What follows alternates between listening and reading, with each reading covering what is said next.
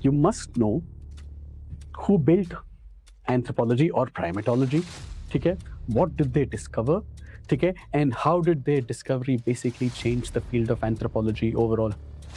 You understand this. In fact, when somebody dies, right? So one of the chimpanzees essentially dies, right? The rest of them actually sit beside the body for a long time, right? And then they are mourning.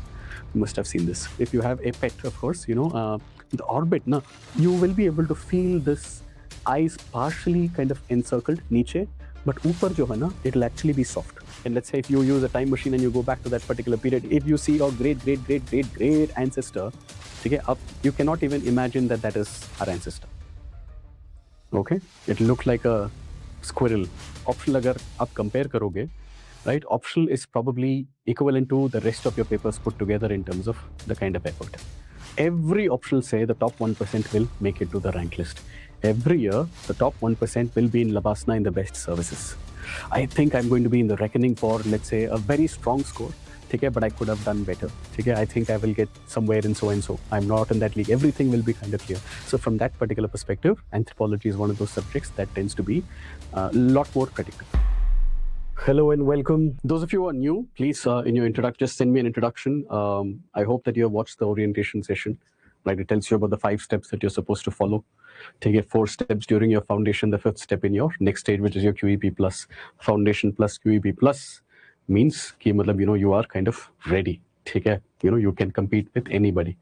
And if you finish it well, you're disciplined about it. Think of it as assignment, ye, wo, all that, right? Every single step, you just treat it as a checklist that you have to sort of just cross off. And if you can do that, trust me, you are going to be probably one of the best. Take a top 1% or even top 0.1%. Some of you are already there, right? Or halfway there. From what I've seen, especially from the previous batches.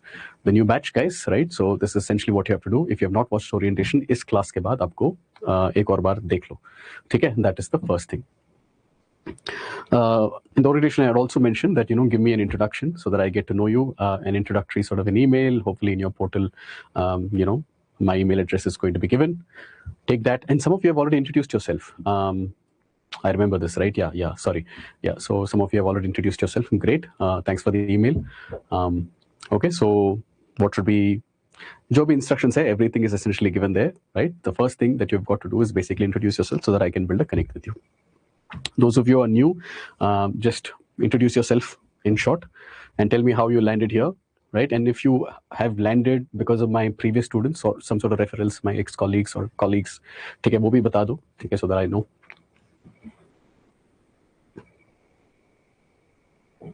Great. PB, double T, PR, okay. PM, Tishya, AG, from Andaman and Nicobar Islands, okay. I think that's a first. Good, Kiran, SS, good, PB, Amala, morning, RS, okay, you have a question, good. I'm doing very well, SS, thank you, how are you doing? Kishan RS, good. Okay, AG has given me an introduction, fantastic. You have left your job recently to prepare full time, okay. Good profile. AP, AG, Likita, NB, Prince.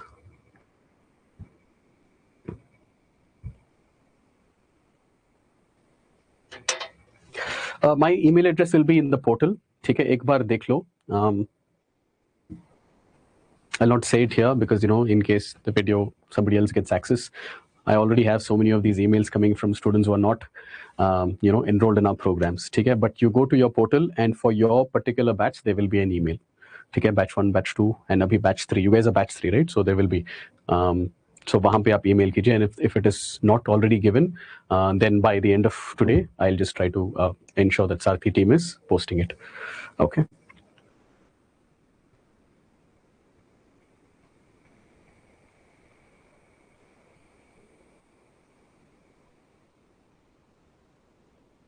VK, yes. Okay, but for that, you just email me. Okay? I'll not remember this and I'm not noting it down.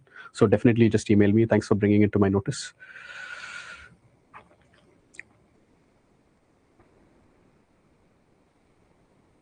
AM, okay.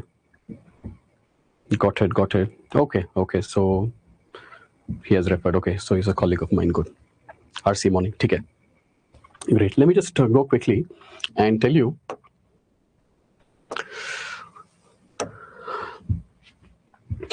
Just a reminder, right? Anthro is so most of you understand this, right? So when you have to write your mains se hi, see, prelims is basically what in your UPSC. Prelims essentially is about, it's a test of elimination. Okay, some people get eliminated, 98, 99%, sometimes 99.5% of the students get eliminated, depending upon the category. Okay, so so let's say 1% of the students who are writing this exam or maybe registering for the exam are going to qualify for the next round. Okay, so prelims, that is the whole purpose of prelims. Okay, try to bring down the competition to a manageable sort of a load so that we can give them the actual exam. What is the actual exam? The actual exam is going to be your mains. How many tests are going to be in it? How many exams are going to be in that set of exams? Okay, so you're going to have nine of them. 2 of them are your qualifying papers, English and vernacular language. If you're from the Northeast, I believe you don't have it, right? Blurry, you don't have to choose you just have 8 papers, correct? Okay, just confirm that. I think it's for all of Northeast, or I'm not sure. Blurry, just give me clarity on that. Okay, so you have 9 papers, 2 of them are qualifying, then you have 7 papers. Okay, GS, okay, 4 papers plus your essay. Okay, you have that, and then you're going to have optional, and everybody has a choice in the kind of optional they want to choose, right? One subject jahan pe you have to have a level of expertise. Now all of you understand, okay, your GS and optional agar aap compare karoge, right? Optional is probably equivalent to the rest of your papers put together in terms of the kind of effort. Okay, why would that be? GS का जो subject है, first of all, you have to work hard for it, because GS पढ़ के prelims लिखना है, you have to get to mains, right? It's not in terms of importance. What I'm saying is the level of depth that is required for your GS kind of subjects and your optional kind of subjects is at a different plane. Okay, it is at a different plane. So if you basically have to compare, what do you see, GS and your essay, right? Generally, you're not supposed to use too much technicalities in these, right? Beyond a particular level, right? You cannot. So for example, right, if you have to do your history, what is the book that is generally asked? Ancient medieval culture आपको करना है. What do they suggest? New NCRTs, old NCRTs. ठीक है, या मतलब Tamil Nadu books, right? These are the most popular, if not coaching notes. ठीक है, if you have to do your geography, what is it? Class 11 के NCRT, class 12 के NCRT. If that is a little harder, then you start with little earlier kind of NCRTs. ठीक है, but you understand, right? So one is basically at the school level, more or less the school level. ठीक है, optional जो है, it is actually at the master's level, or if it is a technical sort of subject, if it is like medicine or if it is engineering, it's a level that is beyond your undergraduate, but maybe a little less than your master's. ठीक है, honors level जो कहते हैं. ठीक है, social sciences basically master's level, not bachelor's level, mind you, it is master's level. So 5 साल का syllabus हमें करना है. Okay, how many? 5 years ka. Of course, in those 5 years, you'll have some, some electives and things like that we don't have. Okay, you might have to choose some, English, you might have to choose some environmental science, you might have to choose whatever. ठीक है, वो उसको छोड़ दो. तो but it is still, net 5 सालों का syllabus है. Whether it is history, whether it is economics, whether it is your political science, whether it is public administration, sociology, whatever kind of subject that you want to choose. ठीक है, what level is it? Master's level. ठीक है, GS more or less school level. School and the best, the best version of your school kind of level. But you can definitely see there is a certain degree of years of difference. Okay, and that is that.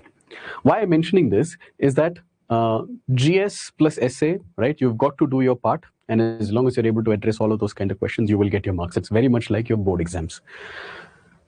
How does board exam work, right? Anybody remembers how board exam used to be? 10th class, 12th class, right? See, when you're doing your board exam, right, you don't have to worry about what the others are doing. As long as you're able to sort of address, whatever is 5, 6, 7, how many other subjects that we had. I don't even remember how many subjects we used to have, right? For those subjects that you have, as long as you sit there for those 3 hours, sit and write all of those questions to the best of your ability, all steps and everything you put it, right, you will get your score in proportional to what you have written. Okay, it does not depend on what the others have, right? So, it is not a relative testing. What is it? It is actually, you have addressed the parts, tick, tick, tick, tick, you're getting your marks, 90, 85, 95, whatever. It is going to be like this, right? GS is also generally like this, GS and essay, right? As long as you've done your part, it is fine.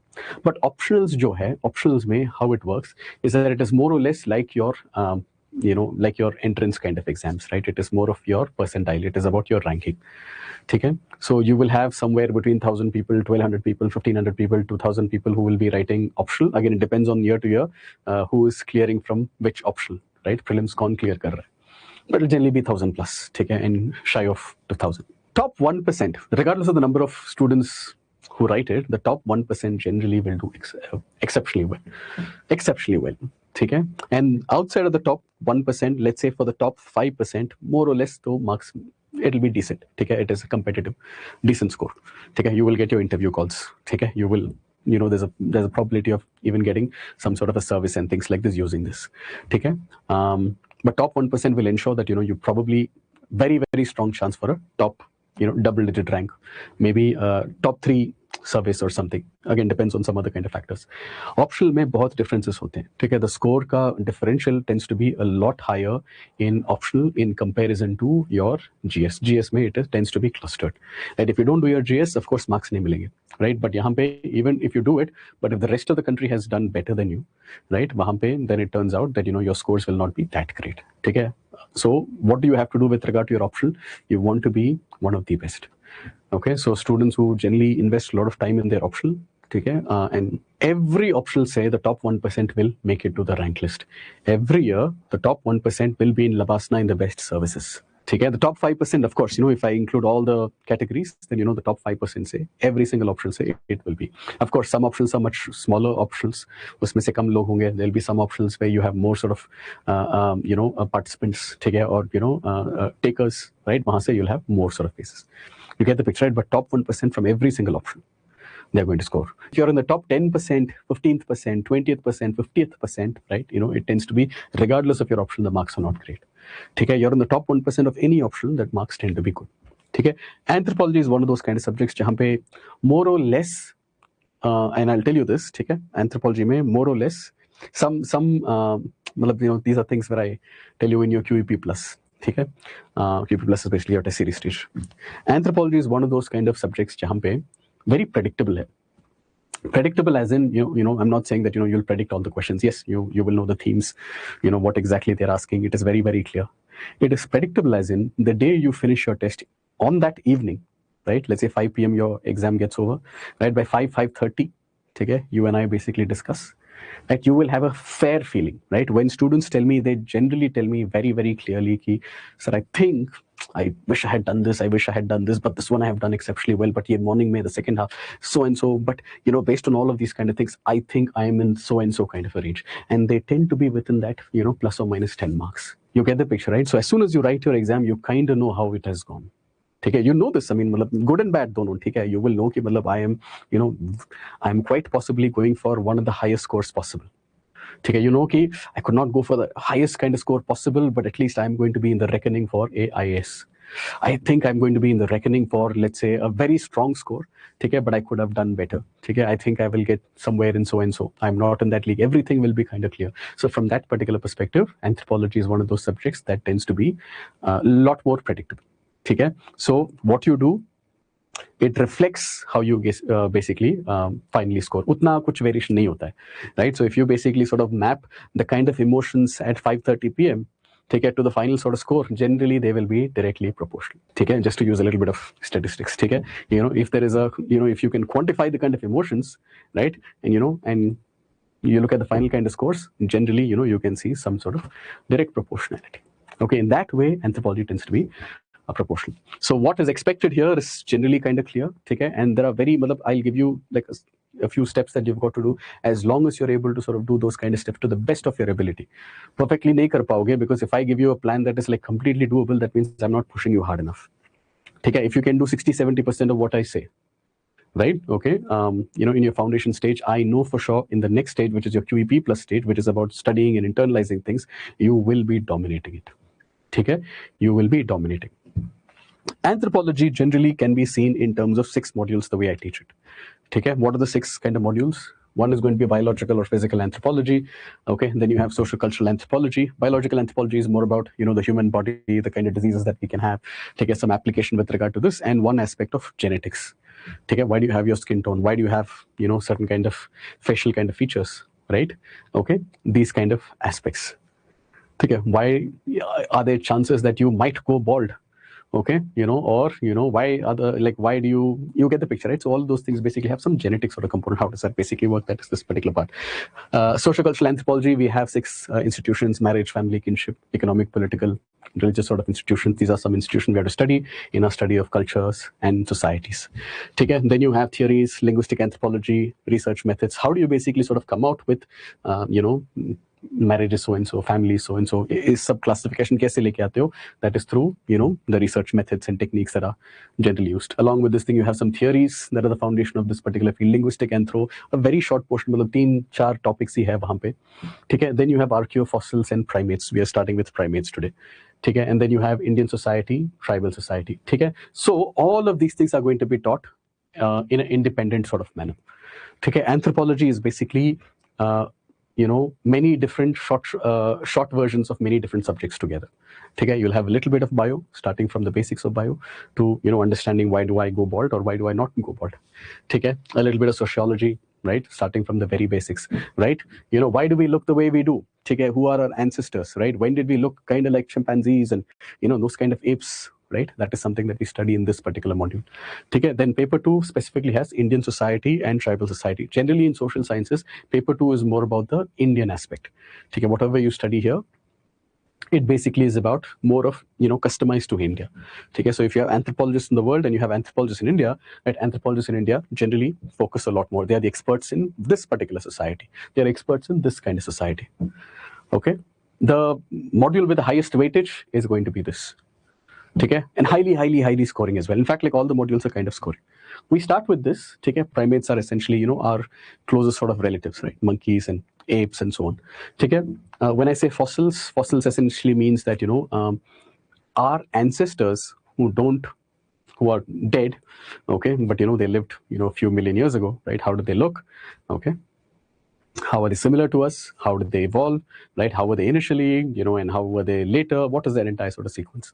And very little, we have like one family before the Homo sapiens wala family, Australopithecines.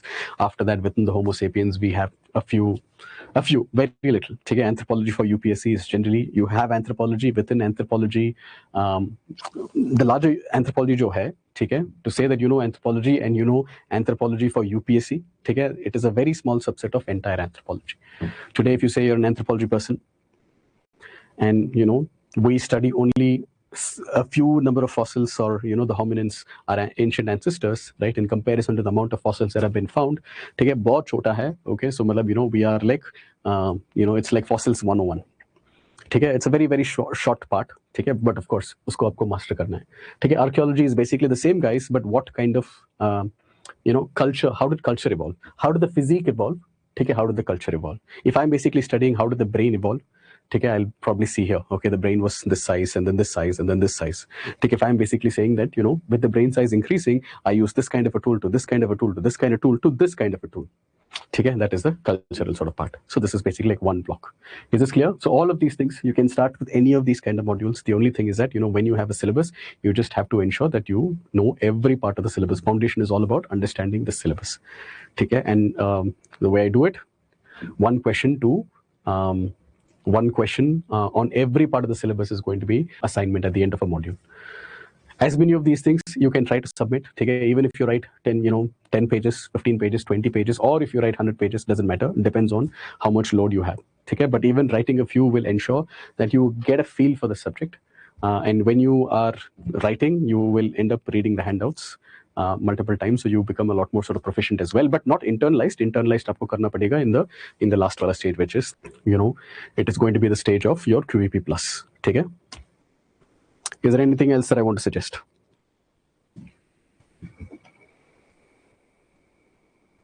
So primates topic is exciting me. I have always been curious but never read it in detail, right? In fact, the last year ka batch, when we had asked on the last day, what is your favorite module or what is your favorite sort of a takeaway from anthropology? Actually, surprisingly, most students actually said archaeology, fossils and primates is a subject that they felt, was their kind of favorite module.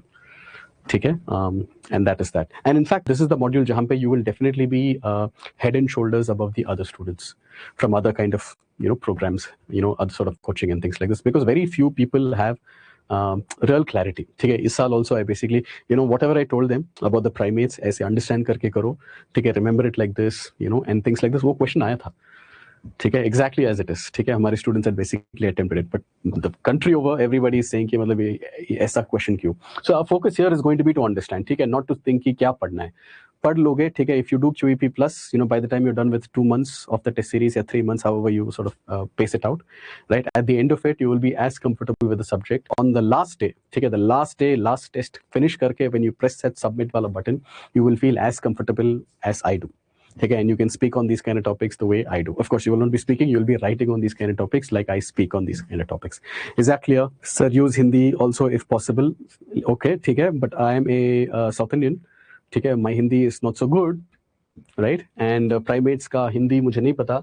ठीक है, मानव विज्ञान के बारे में जितना भी मैं कह पाऊंगा in Hindi, I will try. ठीक है, हिंदी and English मैं करता हूँ. ठीक है, but there are limitations as well.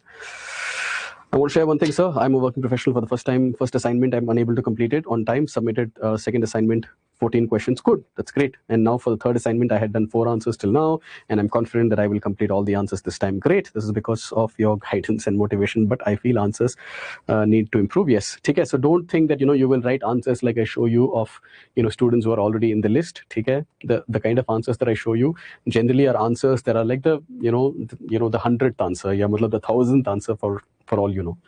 Okay, so you cannot compare your first answer in this particular topic to somebody else's 10th answer in that particular topic. Okay, so we'll have to start slow.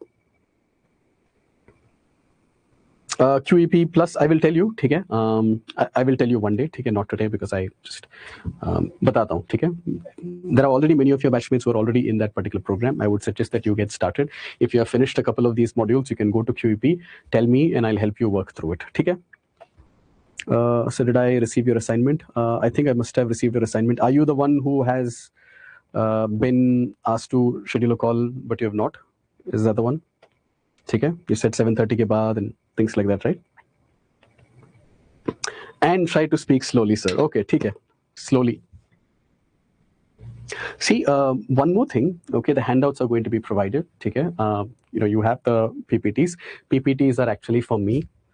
Okay, PPTs are to tell me which are the things that I need to basically talk about. For example, right? So I should not miss out on any of these things. You understand this, right? And generally the handouts will come after class.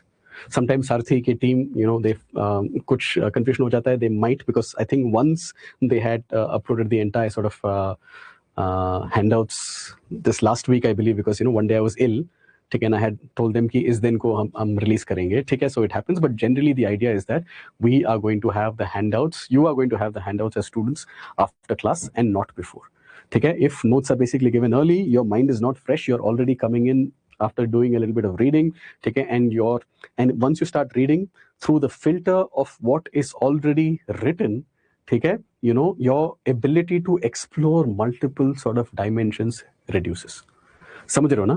ठीक है, सो मतलब अगर आप read करके आओगे तो मतलब एक फिल्टर के साथ आ रहे हो, ठीक है, मतलब वो घोड़े में जो होता है ना, राइट, दोस ब्लिंकर्स और दोस ब्लाइंडर्स, ठीक है, you are essentially wearing it and coming. But when I basically introduce a particular topic, and if it is fresh and you have not seen what is to be read, और you've not been exposed to it and you're seeing it for the very first time, you'll have a lot better sort of questions. ठीक है, your mind is going to be thinking in multiple sort of angles and it will not be मतलब वो filtered thinking नहीं होगा. Is that clear? ठीक है, so that is that. So in class when you come in, I want broad thinking first. ठीक है, the first time hopefully you're going to be exposed to these kind of topics and ideas for the very first time. ठीक है, I want you to ask 100 different types of questions. ठीक है, although 100 मतलब I will take 3, 3, 4, 4. Okay, of course we have to finish the syllabus on time as well, but you get the picture. I love these kind of questions. ठीक है, I want you to struggle a little in class. That struggle is the one that makes you think. That struggle is the one that actually builds depth in you. Is this clear? If अगर मैंने notes already दे दिया, ठीक है, your thinking becomes limited to what is basically what has sir given. ठीक है, which part did I not understand? ठीक है, not कि what all is possible about this particular topic. ठीक है, there is a फर्क है इसमें. ठीक है, so when generally in class you will understand the very first step is what I focus on. ठीक है, and that is essentially conceptual clarity. And if it's about conceptual clarity, what I teach in class you will understand is always much broader, much more in depth than even what UPSC needs. ठीक है, and after class I generally compress it, and I filter it, and then then the final sort of handout that you see is basically like that filtered sort of version, right? Then you actually see what is actually required, which is a very small subset of the whole sort of a concept that we have seen in class. Okay, so if the notes basically come first, okay, this distinction between, right, these two parts, right, what is very broad and what more than what UPSC requires to basically what UPSC requires is basically distinction आप lose कर लोगे, ठीक है, you'll not be able to get that, right? So I want you to understand it all and understand कि okay, this is the subpart that I need to remember, this is the subpart that needs to be used in order to craft my answers, right? Okay, is that kind of clear? I've also noticed this key notes, if I make them available, ठीक है, my participation drops, ठीक है, students के mind में okay, I will basically sort of okay read कर लेते हैं and then I will try to understand, नहीं, ठीक है, my live attendance sometimes drops, ठीक है, and I don't want this class का engagement to be passive, ठीक है, I want you guys to be loud, I want you to be like constantly typing and responding, I always give a lot of questions, ठीक है, live class basically has a huge value, ठीक है, especially for an optional subject. I don't think it helps so much for GS, ठीक है, maybe it does, maybe it doesn't, I'm not sure, ठीक है, but I don't think it is required that much, but optional level subject, a master's level preparation के लिए, interaction basically is very important. Live class, and live class ka engagement becomes very, very important. Okay, because it makes you sort of think in multiple sort of angles, right? Okay, real doubts basically come from listening and reflecting. Okay, when I basically put something together and then introduce it to you, ठीक है, आपके brain सोचेगा, wait, how? ऐसे? अच्छा वैसे. You get the picture, right? And then you will have, am I sure? Let me ask it. Okay? And also you will be noting down those kind of questions that you want to send me right after class, right? There are students who are live ke bina bhi aise students, every day they email me with their questions and queries and comments and connecting what we say here in class with something that they have seen. Okay? But that exploration is kind of important. Live class students generally 70, 80, 90% in every single batch of the students who are in the top group of our batch, of assignments, writing overall, they tend to come from this live class. They come from the live interacting bunch. So first class mein in depth, exploration together, then you can consolidate through the handouts, which will come a lot later. So pehle conceptual clarity with no guardrails nahi hone chahiye. Of course, there should be something, right? We don't want to become, a microbiologist, for example, or we don't want to go into areas which is not in our syllabus. You get the picture, right? So we'll keep, if it's social institutions, we'll stick to those social institutions that are in our syllabus. But the focus will be a little broader, a little more in-depth, conceptual clarity for what is in our syllabus, and then filtered handout for use of, assignments and writing of whatever it is. Yeah, intentional hai, okay? So this is basically how it is going to be done. This is your topic for primates, okay? So what all do you have, right? Evolutionary trend, primate taxonomy. Evolutionary trend essentially means ki hum evolutionary, in our evolution, how have we changed over a period of time? Primate taxonomy essentially means ki the classification, right? Homo sapien, you must have heard of it, right? Okay, how are we different from, let's say, somebody else, and so on. Take a primate adaptations, right? Adaptation essentially means how do you adapt to the different sort of environments? How do you use your skeletal sort of structure to move around, right? Whether it is arboreal, which essentially means that, on trees, whether it is terrestrial, like you and me, on the ground, right? How does a body basically sort of manage, how does it adapt? The primate kind of behavior, especially the social kind of behavior, how is that? Some fossil primates, the early kind of primates, did we always look like this? Were we very different? Okay, if I go back millions of years, how different am I? If I go back, in fact, our entire primate ka family basically goes back to 60 to 70 million years ago, 65 million years ago, late Cretaceous period. And if you go back and let's say if you use a time machine and you go back to that particular period, if you see your great ancestor, you cannot even imagine that is our ancestor. Okay, it looked like a squirrel, okay, or a rodent, or a shrew, something like this it will be. And that is that. Major living sort of primates, living ka matlab kya hai? Living essentially means that they live today. So these are still found today, thanks to conservation efforts, right? But there are many different sort of primates that don't, we have driven them to extinction, right? And I'm saying we consciously, intentionally, right? There are so many places because of what we do on Earth, right? Because forests are required, rainforests are required, right? So all of those things are basically going away, and along with this, many of these kind of primates are also being lost on a daily basis. Okay, comparative anatomy of man and the other apes. We are also apes, but humankind. So human ape and the non-human sort of apes. What are the different sort of like compare करेंगे तो how will we be different? ठीक है, if I am basically an ape, how will I be walking? Okay, non-human sort of ape. ठीक है, ऐसे walk करेंगे या all fours में walk करेंगे, कैसे है? ठीक है, we have to see that. And then what are the skeletal sort of changes that have resulted in me, my ability. If you look at me like this, what do you see here, right? My back is erect. ठीक है, so this is an erect posture. And we are the only one who does it like this, right? Even the other species who can do it, they can do it for a certain period of time, right? Let's say your gorilla, from here till maybe about 20 meters. But that is not the natural walking style. They do, for a lack of in very simple sort of terms, it's almost like crawling. Okay? But we don't call it crawling, knuckle walking and things like that, quadrupedalism, and so on. Okay? These are the primates. How many of these are you able to recognize here? I have seen 8 of them. How have you seen 8 of them? Where? Zoo? That's very good. Or tell me, let me just number these so that it is easy for you, so that you don't have to type. So we'll come from here. Should I put this as 1? Okay, I'm going to put this as 1. Okay, these 2, I'm going to put it as 2. This guy 3, this guy 4. Okay, this guy 5, this guy 6, this guy 7, this guy 8. Okay, and this guy 9. Okay. SK says gorilla and old world monkeys. Okay, you've seen a gorilla. Where did you see a gorilla? Okay, and you've seen old world monkeys, right? So okay, you recognize the old world monkey. Fine, we'll go into what exactly. Tricia says you have seen a old world monkey and a gibbon, right? Where did you see, Tricia? A gibbon. PC, lemur. Okay, have you seen, or you know of them? Okay, because to see a lemur in zoo, you've seen lemur. Okay, old world monkeys, chimpanzee, gorilla, orangutan. Which zoo did you see all of them? Okay, you've seen 2 of them, chimpanzee and monkeys. Okay, great. Okay, DSR, you have seen 1 more. I know for sure that you have seen 1 more. Which is that you're missing? Likita says 2 and 6. What is 2 and 6? Okay, chimpanzee and 6 is old world monkeys. Okay, great. Okay, this is your first class SK. Good. 2 and 6 is good. In a zoo, okay. Which zoo did you guys see all of them? MKR says chimps, gorillas, orangutan. Okay, so that's chimps, gorilla, and orangutan. Okay, so that's a lot. Okay, that's good. You've seen 6 of them on Discovery. Excellent. Okay, AM says gibbon, gorilla, chimpanzee. Okay, tarsier. Spelling, thoda sa mistake. That's no problem at all. Okay, and lemur. Tarsier is basically, have you seen this guy? Right? Indonesia, Malaysia, Philippines, Brunei, that particular region. These are the endemic sort of regions, the natural sort of population. Of course, they might be in some zoos, and that is that. RC says you have seen all of them. RC, where did you see? NB says I've seen gibbon, gorilla, chimpanzee, orangutan, and in fact, this is the first time I'm seeing this. NB has seen number 1.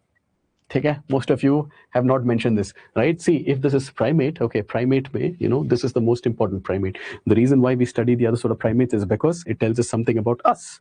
Is that clear? So understand this, okay? Through NB's message, I'm going to emphasize this. Humans are actually part of this order, primates. Primate is an order, classification, taxonomy में आप देखेंगे, ठीक है? Primate order, and that includes your lemurs, ठीक है? Lorises यहाँ पे नहीं है. Lemurs, ठीक है? Tarsiers, ठीक है? You have your old world monkeys. Sorry, your new world monkeys. Then you have your old world monkeys. Then you have your, your gibbons. You have your orangutan, ठीक है? And after that, you have your gorilla, chimpanzee, bonobo, and the humans. This is all basically one. And I'm telling you in one particular sequence for a particular reason. The earliest possible primates, meaning in सबके ancestor, the earliest possible primate ancestor was actually a very small little creature.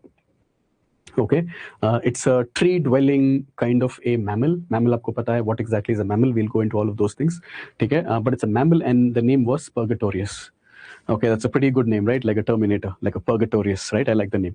And Purgatorius actually lived, in the late Cretaceous period, 65 million years. That is probably around the time period जहाँ पे they, the dinosaurs actually went extinct, if you guys remember. Okay, and it did not look like any of them. Okay, it looked not like a monkey. It did not look like humans. It did not look like an ape. Okay, it looked more like, as I told you, like a squirrel. It looked like, something like that. You get the picture, right? Okay, so based on this, we understand that the closest relatives to the humans on Earth are going to be these guys. Okay, they share many things together, right? What do they share? You share a lot of traits together. Okay, now of course I might be walking like this. Okay, that is different because the other guys might not be. Now in fact these two guys are standing up, but they're going to be standing up and walking like this only for a little bit.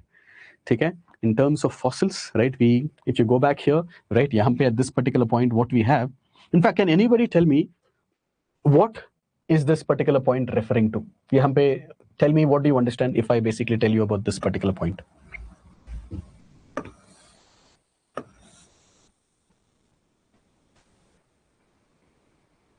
What does this point like? Does it make any sense to you? Okay, what this could be? Okay, SS has seen them mostly in documentaries. Good.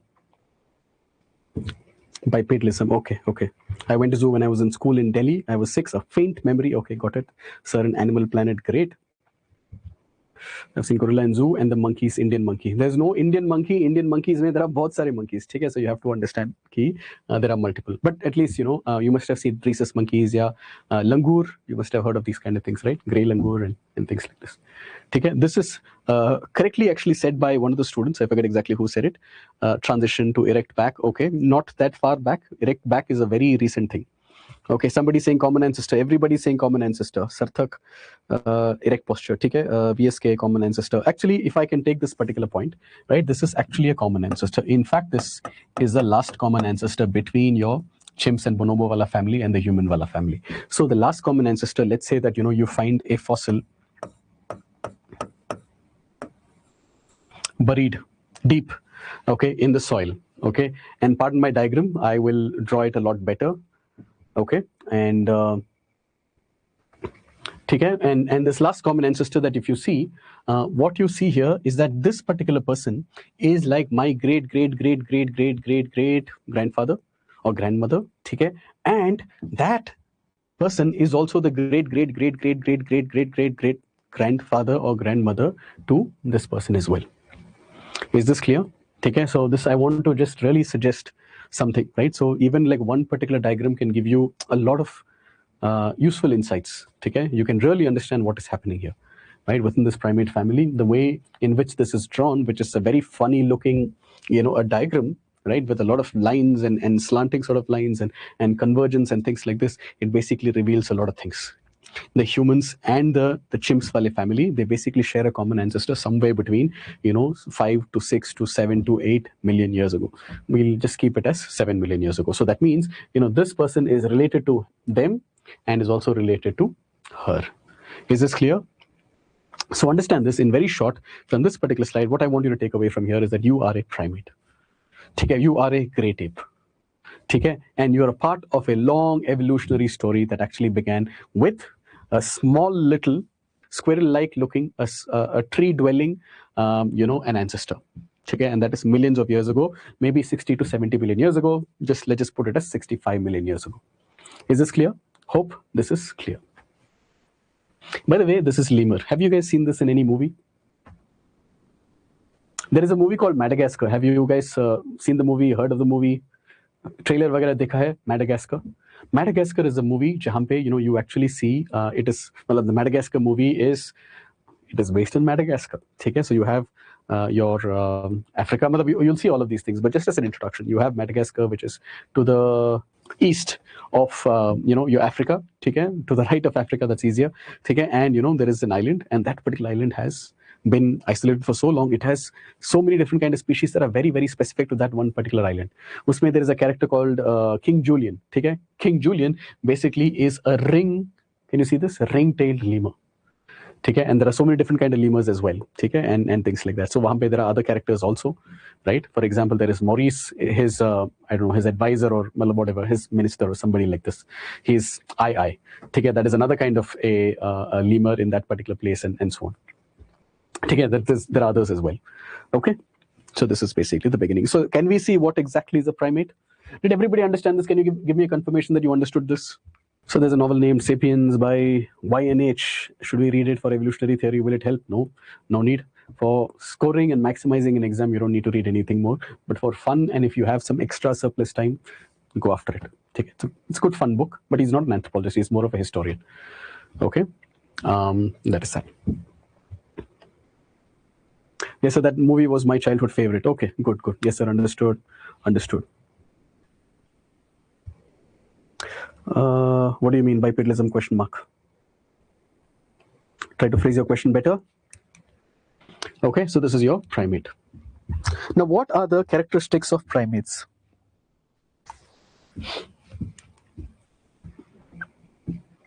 In 1870s, in Victorian era kind of language, okay, we had a scholar, Mivart, who put forth a definition, right? And in the 1870s, if anybody has read any sentences from 1870s, generally they tend to be long.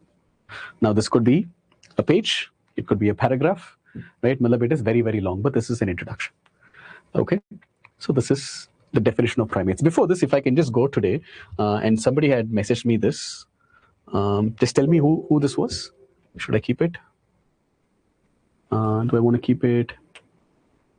Okay, so name. Anyways, we'll do it.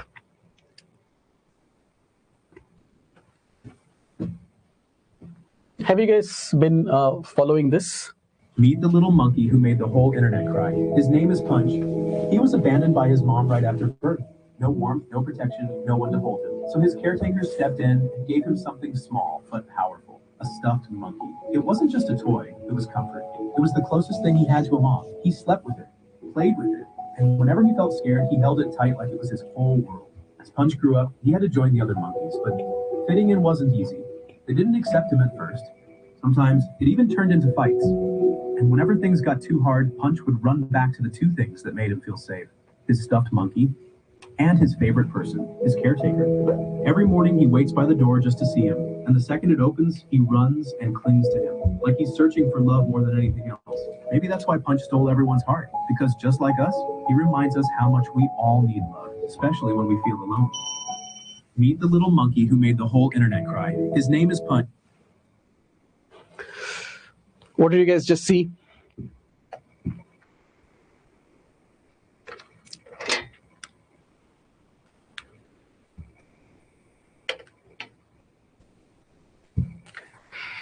Yes, sir. Punch. Okay, you have seen it. Okay, it's very emotional to see Punch. I felt so sad. Okay, but now he has found friends. Okay, I did not know that he has found friends. Oh yes, Punch the baby monkey, and there was an article in the Hindu about it yesterday. Okay, okay. So even I saw it very recently.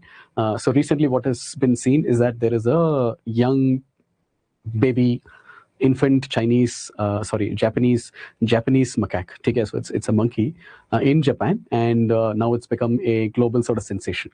Right, so this what you had just seen in that video is basically something that had happened in that Japanese zoo enclosure, where visitors are coming just to see him today because he's famous. In fact, in yesterday's some article or something, I basically saw that now the queue to going and seeing Punch, right, in Japan is 2.5 miles or kilometers or something like this. And that is not only the Japanese, right? So Joby, whoever is landing in Tokyo and Kyoto and all of that, they're basically going to see this particular monkey. So it's become a global sort of sensation, right? In fact, they say he is actually trying to hold an orange monkey or a stuffed monkey. Did you see that?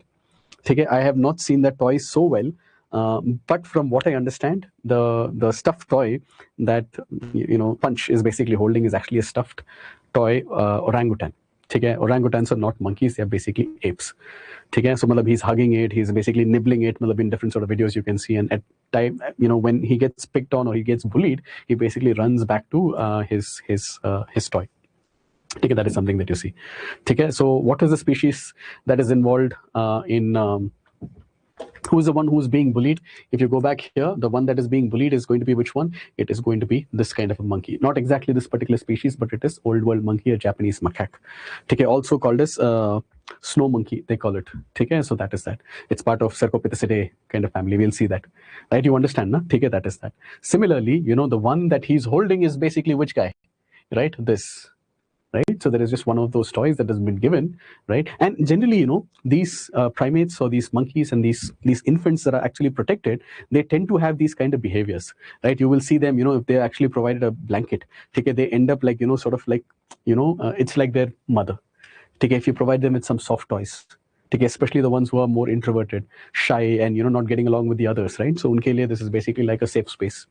ठीक है, any kind of substitute objects to having that particular mother. So this guy basically has two objects. One is the caretaker. He basically runs to basically hugs his leg. ठीक है, doesn't want to let go. And if he's being asked to go and socialize with the rest of your kind, then what he does, right? So he basically runs back to this orangutan ka, that particular toy. ठीक है, orangutan of hominidae kind of family. Is this clear? Hopefully you're getting an introduction, right? I don't want you to basically think that this is a theoretical topic. It is not.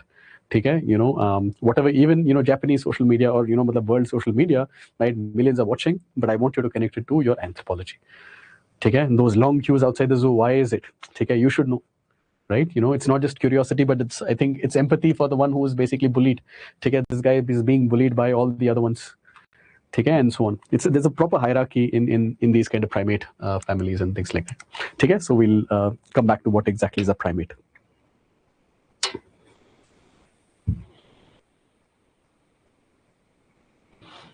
Yes, sir, seen that video. His birth had abandoned him after birth, so zookeepers basically gave him that orangutan, which he thinks is his mother, and he's now trying to interact with the others on the group, trending on the internet. Okay. I was attempting the answer of the diverging point as bipedalism. Not quite. ठीक है, bipedalism basically kind of starts, but not at that particular point.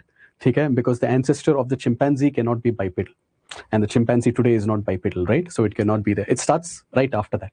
Somewhere, uske liye we have a few sort of contenders that it might have started with so-and-so, Sahelanthropus chadensis, it could be Ororentugenensis, it could be, things that are not part of your syllabus, so usko hum chodenge bhi. Ardipithecus cadapa, theek hai, so usko chodo, right? It is not there. Okay.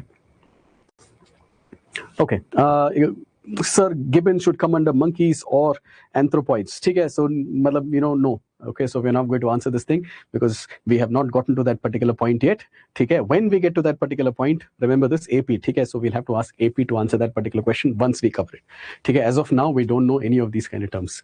ठीक है, the term that we are going to know right now is going to be unguiculate. Can you see that? ठीक है, उसके बाद claviculate and so on. So we'll basically go step by step. ठीक है. I saw the video, sir, and I was rooting for Punch to make friends. Okay. Who needs friends? ठीक है, Punch is fine, right? You be yourself, right? Okay, so that is that. So Mivart basically gives this kind of definition. What is this definition? Unguiculate. ठीक है, what is unguiculate? Unguiculate essentially means, if you look at again, so this is a very visual class. This entire primates ka module. ठीक है, if you look at my hands, can you see? ठीक है, can you see? Do I have claws or do I have nails? ठीक है, देख पा रहे हो? Yeah, you can see it. Do I have claws or do I have nails? ठीक है, do I use a nail clipper or basically do I have to use something that's much harder to clip my my claws? ठीक है, actually most mammals will have nails. ठीक है, actually most primates have nails. Okay, that is what unguiculate means.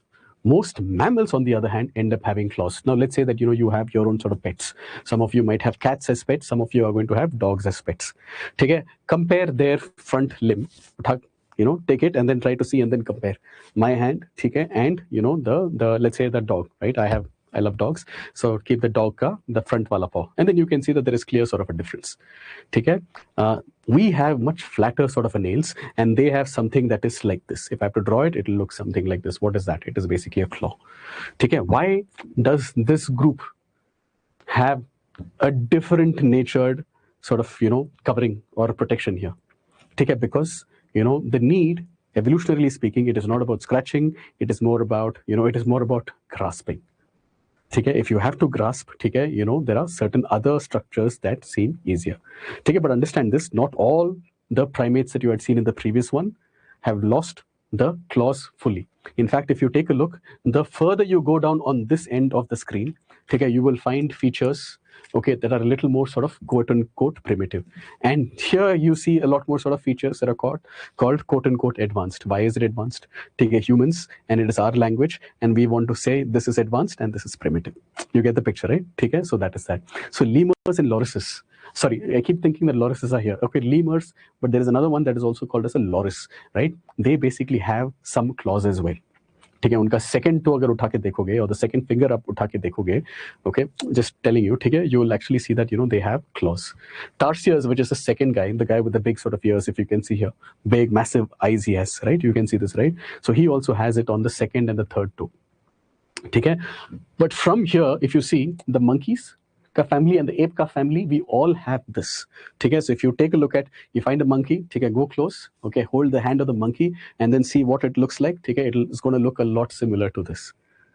Okay, you know, I'm kidding. Don't go and hold a monkey's hand. Okay, so unless it is your pet monkey, which we cannot have. So claws are basically what? It is good for digging, right? So for example, if you have a dog and it goes into your backyard, the way it can sort of dig through that particular soil is not going to be equivalent to your ability to dig. Have you ever noticed that?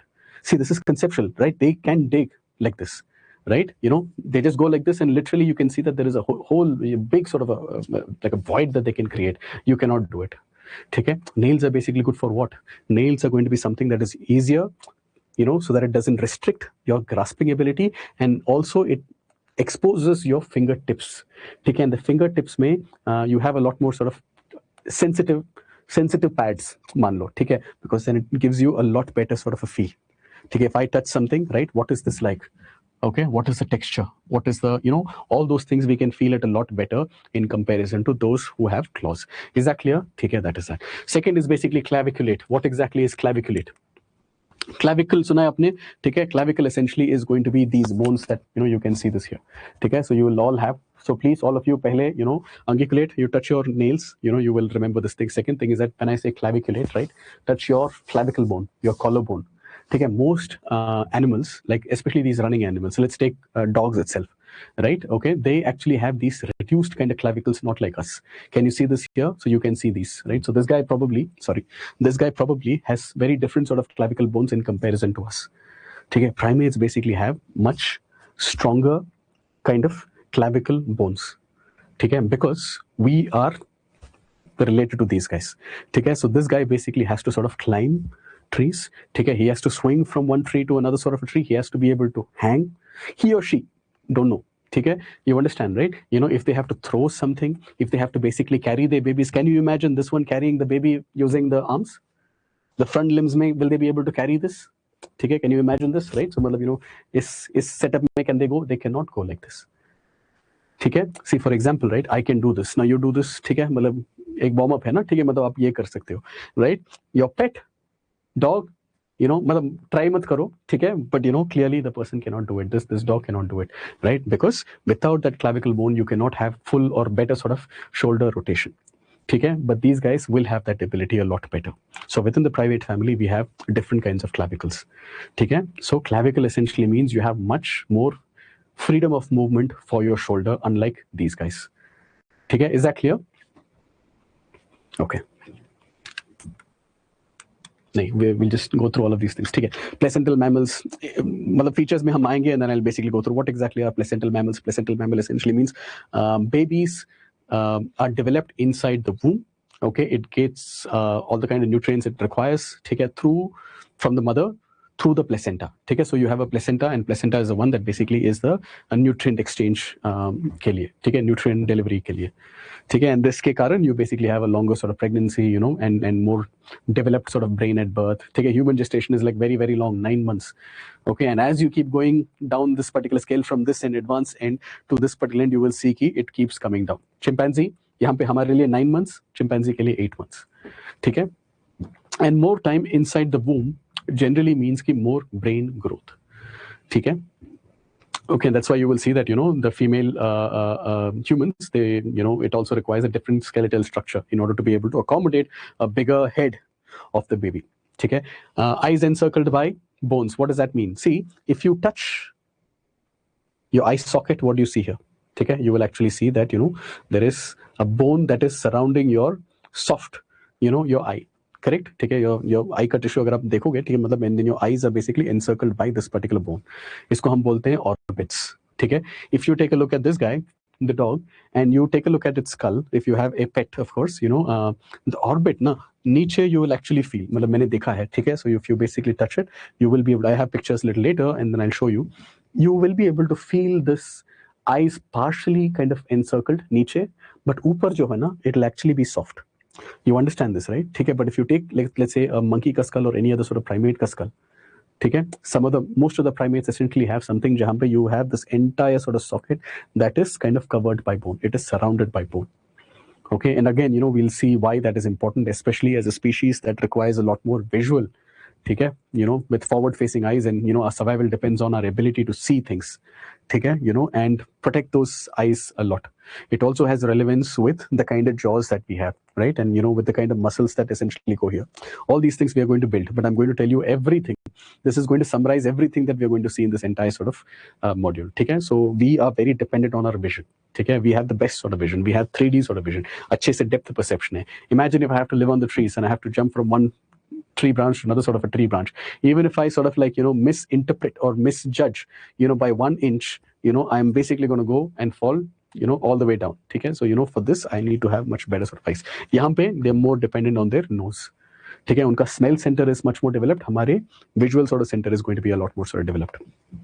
Okay, then we tend to have 3 kinds of teeth, at least at some particular point we have. So for example, how many different types of teeth do you have? So primate family mein we have incisors that are meant to be cutting ke liye, and then you have your canines, right, in case you want to sort of let's say that you have a lace ka bag or anything like this, right? And if you try with this thing, let's say, and then you're not able to do it, how you're going to do it. You're going to use like this. But if you're using it like this, you're not going to use your incisors, you're going to use those pointy canines. Why do you do that? Because the canines are tearing. So if you go back a few 100,000 years, okay, we literally did that, but with, let's say, meat and skin, right? We've done that. And then you have your premolars and molars. So maan lo ki the molars exactly is for what? It is for grinding. Okay, and again, it depends on the diet and things like this. Okay, then then you basically have okay, the large complex sort of a brain. Okay, you can see this here, a posterior lobe and a calcarine fissure. So this essentially means there is basically like a groove kind of a, I'll show you the brain. Okay, so brain mein there are different sort of folds, and different sort of a lobes that are there, right? Okay, and and those things are actually there because there are certain areas of your brain that are a lot more sort of developed. Okay, is that kind of clear? Okay, so we will basically see those kind of things as well. Okay, so the brain. So what happens with the brain in the primates? ठीक है, the primates family का brain अगर आप देखोगे, the brain का size or the volume to the body का size का volume अगर आप देखोगे, this is the highest, especially in the primate family, and within the primate family it is the highest in the humans. And there are certain areas of your brain that are a lot more sort of developed. Okay, there is cerebral cortex that is well developed. Your visual sort of center is well developed. Okay, there are certain other sort of areas of your brain which we'll see. Okay, that is for learning ke liye, memory ke liye, judgment ke liye, foresight, insight. all those kind of things ke liye, right? Those things are much better sort of developed, and that is why very few species around the world in the animal kingdom can use tools. Tool usage, agar jo hai, very few animals use it. Okay, but the chimpanzees use it. Who are the chimpanzees? Chimpanzees basically use एक twig वगैरह use करके उसको मतलब उसको shape वगैरह करके, removing the leaves and all of this, applying saliva on it, putting it into a place जहाँ पे ants होंगे या termites होंगे, taking it out, all of those things. They're able to use something from nature and make a tool out of it. ठीक है, you must have seen those videos or pictures, or मतलब videos आपने देखा होगा, right? You have these kind of monkeys that basically use a large stone to crack open some nuts. ठीक है, मतलब उसको break करके, they open that, and inside that they understand that there are these nuts that we can eat. ठीक है, and things like this. Orangutan, if they don't want to touch anything, they'll basically take these leaves and use that, and then they will touch whatever they do not want to touch. ठीक है, so you understand, right? So they can make something, they can use something from nature and make tools out of it. It's like much bigger, and almost like an extreme expansion of certain portions of your brain happens. Okay, opposability of digits. Digits essentially means it is your fingers, toes.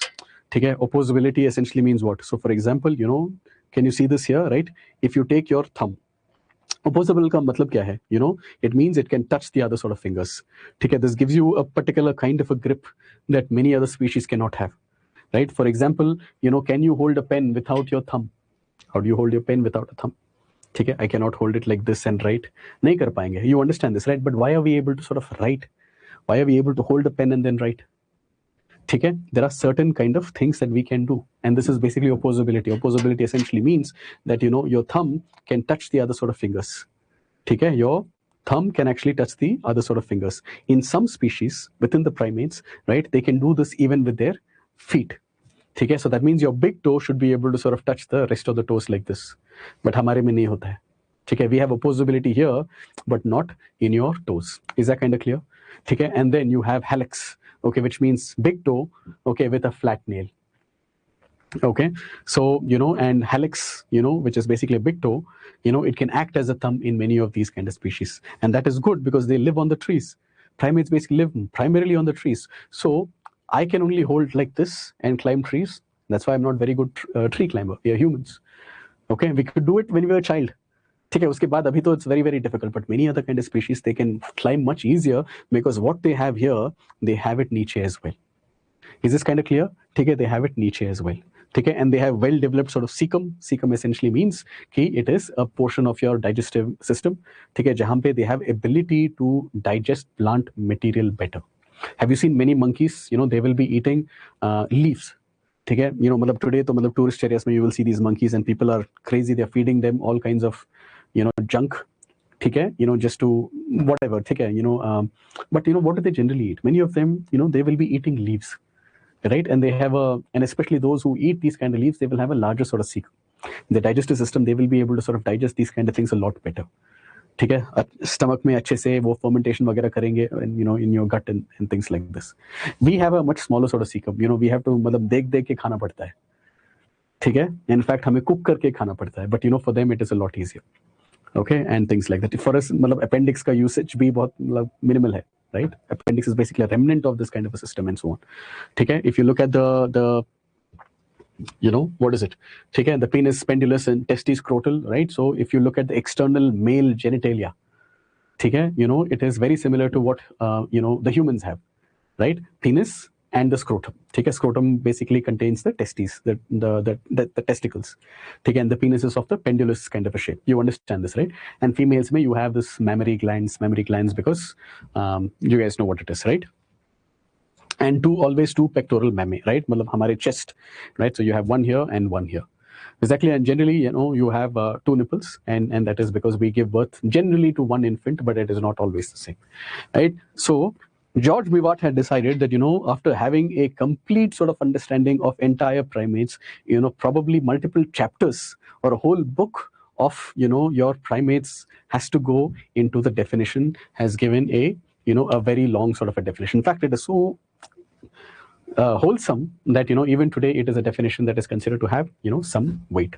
Of course, it is a little difficult to write all of these things in your paper. I'll tell you how to introduce, but at least I hope that you understand there are certain things about this particular family or this particular order primates, okay, that is actually going to make us all share a whole bunch of features. Is that clear?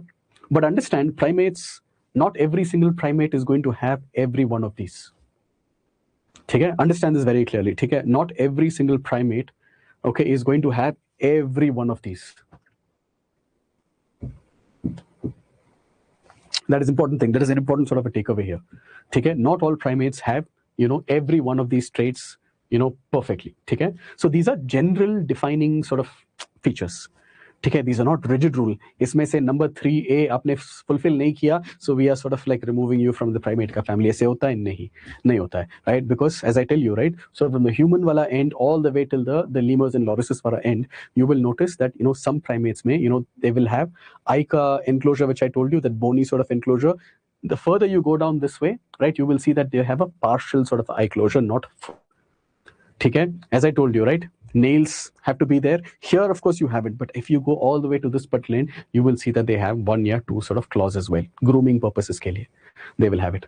ठीक है, the kind of thumb that we said, it is not going to be that kind of a thumb. You understand, right? And some basically mature really fast. Some, humans basically develop much slower, and they're dependent for very, very long. But what unites them in this primate order is that these traits that are there, ठीक है, it evolved in the early sort of primate ancestors, and it was passed down in some, and and in different sort of degrees. In some species like humans, like all of these things are passed down. In some other species may a little less, but you can definitely see that the family may there are certain resemblances to these kind of features. Okay, it doesn't mean that every feature is going to be there for all, and that's how the biological sort of classification works. Is this kind of clear? So hopefully this is like whatever we are going to see in this entire kind of module, we have seen it in one particular slide. Okay.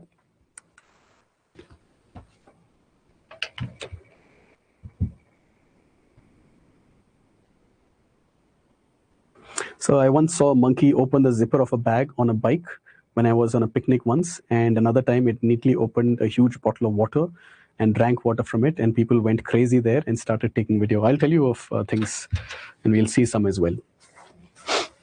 So let's try to finish one topic, which is going to be the features of a primate. Now that you've seen the definition of a primate, which was nothing but a combination of different sort of features. Okay? So the first one is going to be within the characteristics of primate, right? First one is going to be the brain. What happens to the brain vis-a-vis the primates? See, primates generally show, some development of the brain, okay, in comparison to the others. Okay? In comparison to the others, they basically have a better sort of a development of the brain. So if I basically say that, the brain ka capacity jo hai, or the brain ka volume jo hai, okay, what is the volume of that particular brain? For example, humans may it is 1350 cc. The general sort of way in which they define this is what is the volume of the brain, or the size of the brain, the volume of the brain divided by the body ka size. Okay, we may not have the largest brains of all species, right? Okay, blue whale dekho, okay, but what I'm saying is that we generally have entire primate family, and specifically the humans generally have a larger sort of a brain size to the body size they have. Okay, body size kitna hoga? Let's say we are 80 kilos, 90 kilos, 100 kilos. Okay, for that, this is a very, very large brain. Okay, and that is the size of the brain has developed, okay, with certain degrees of differentiation. Okay, the general features of primates. Okay, so what are the general features, right, with regard to the brain? What happens? See, primate order, the members, the species within the primates, they tend to have much larger sort of brains relative to their body size. Always remember this, right? So we do not want to be saying that we have the largest brains alone, right? So that doesn't completely capture the truth, the true picture. We have larger brains relative to the body size. That is basically what is the variable that we're looking at. Okay, and there are certain portions of your brain, for example, the cerebral cortex, which is like the thinking area of your brain, that is highly developed within the primates. Okay, they have good memory, they have good coordination, okay, they have good ability to communicate within that unka social group, and that is why primates, they are able to have certain kinds of behaviors that is not seen in, let's say, other members of the animal kingdom. For example, ye tool usage jo hai, it is something that you don't see often at all.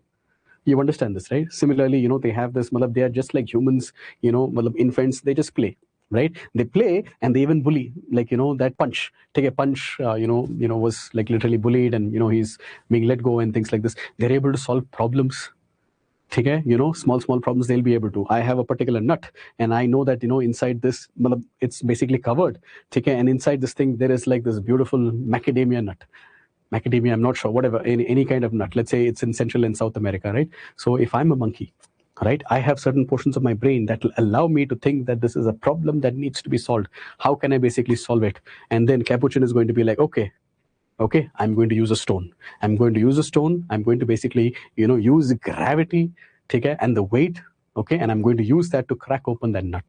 Okay, similarly, I told you about the chimpanzee. The chimpanzees basically find sticks that are perfect, okay, and the length, okay, all kinds of things. They prepare it, and then they use that to fish termites, okay, ants, and so on. Useful protein. You understand this, right? Humans ke liye to matlab, we have built digital screens and boards and smartphones and cameras and things like that. So humans ke bare mein to aapko, you understand. Similarly, the second one is going to be the eyes. In terms of the eyes, see the vision jo hai, right? One thing that you will notice, primates are one of those kind of species, Joe. Look at my eyes here, right? My eyes are basically facing forward.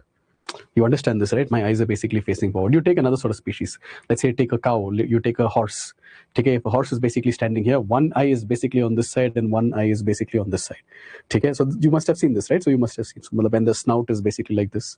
Okay, and on this side you have one eye, this side you have an eye, and blinkers वगैरह ऐसे लगाते हैं, ताकि you're not looking at this side and this side. Okay, I cannot be like looking at it. My peripheral vision is kind of limited here. Okay, मुझे यहाँ पे देखना है तो I have to turn here. If I have to see the side, I have to basically turn here. But cows and horses, how do you see here?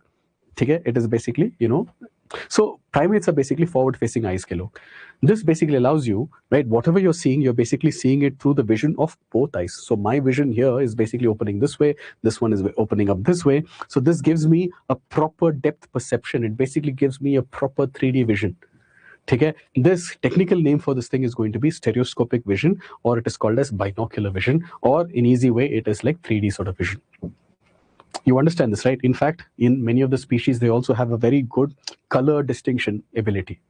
Color distinction ability essentially means that if I basically see a mango, assuming that mango is my food, okay, I'll be able to tell whether it's a green mango or a yellowish kind of mango or orangish kind of mango. Why do I need to know this, right? Because one is ripe fruit, so why do I have to basically sort of jump from this particular tree and risk my life and then jump onto that and then find out that it doesn't taste that good? You get it, right? And similarly, you should be able to tell the difference. Take care the predator, the leaves, take care the मतलब वो सब आपको चाहिए so that you can run, you can escape.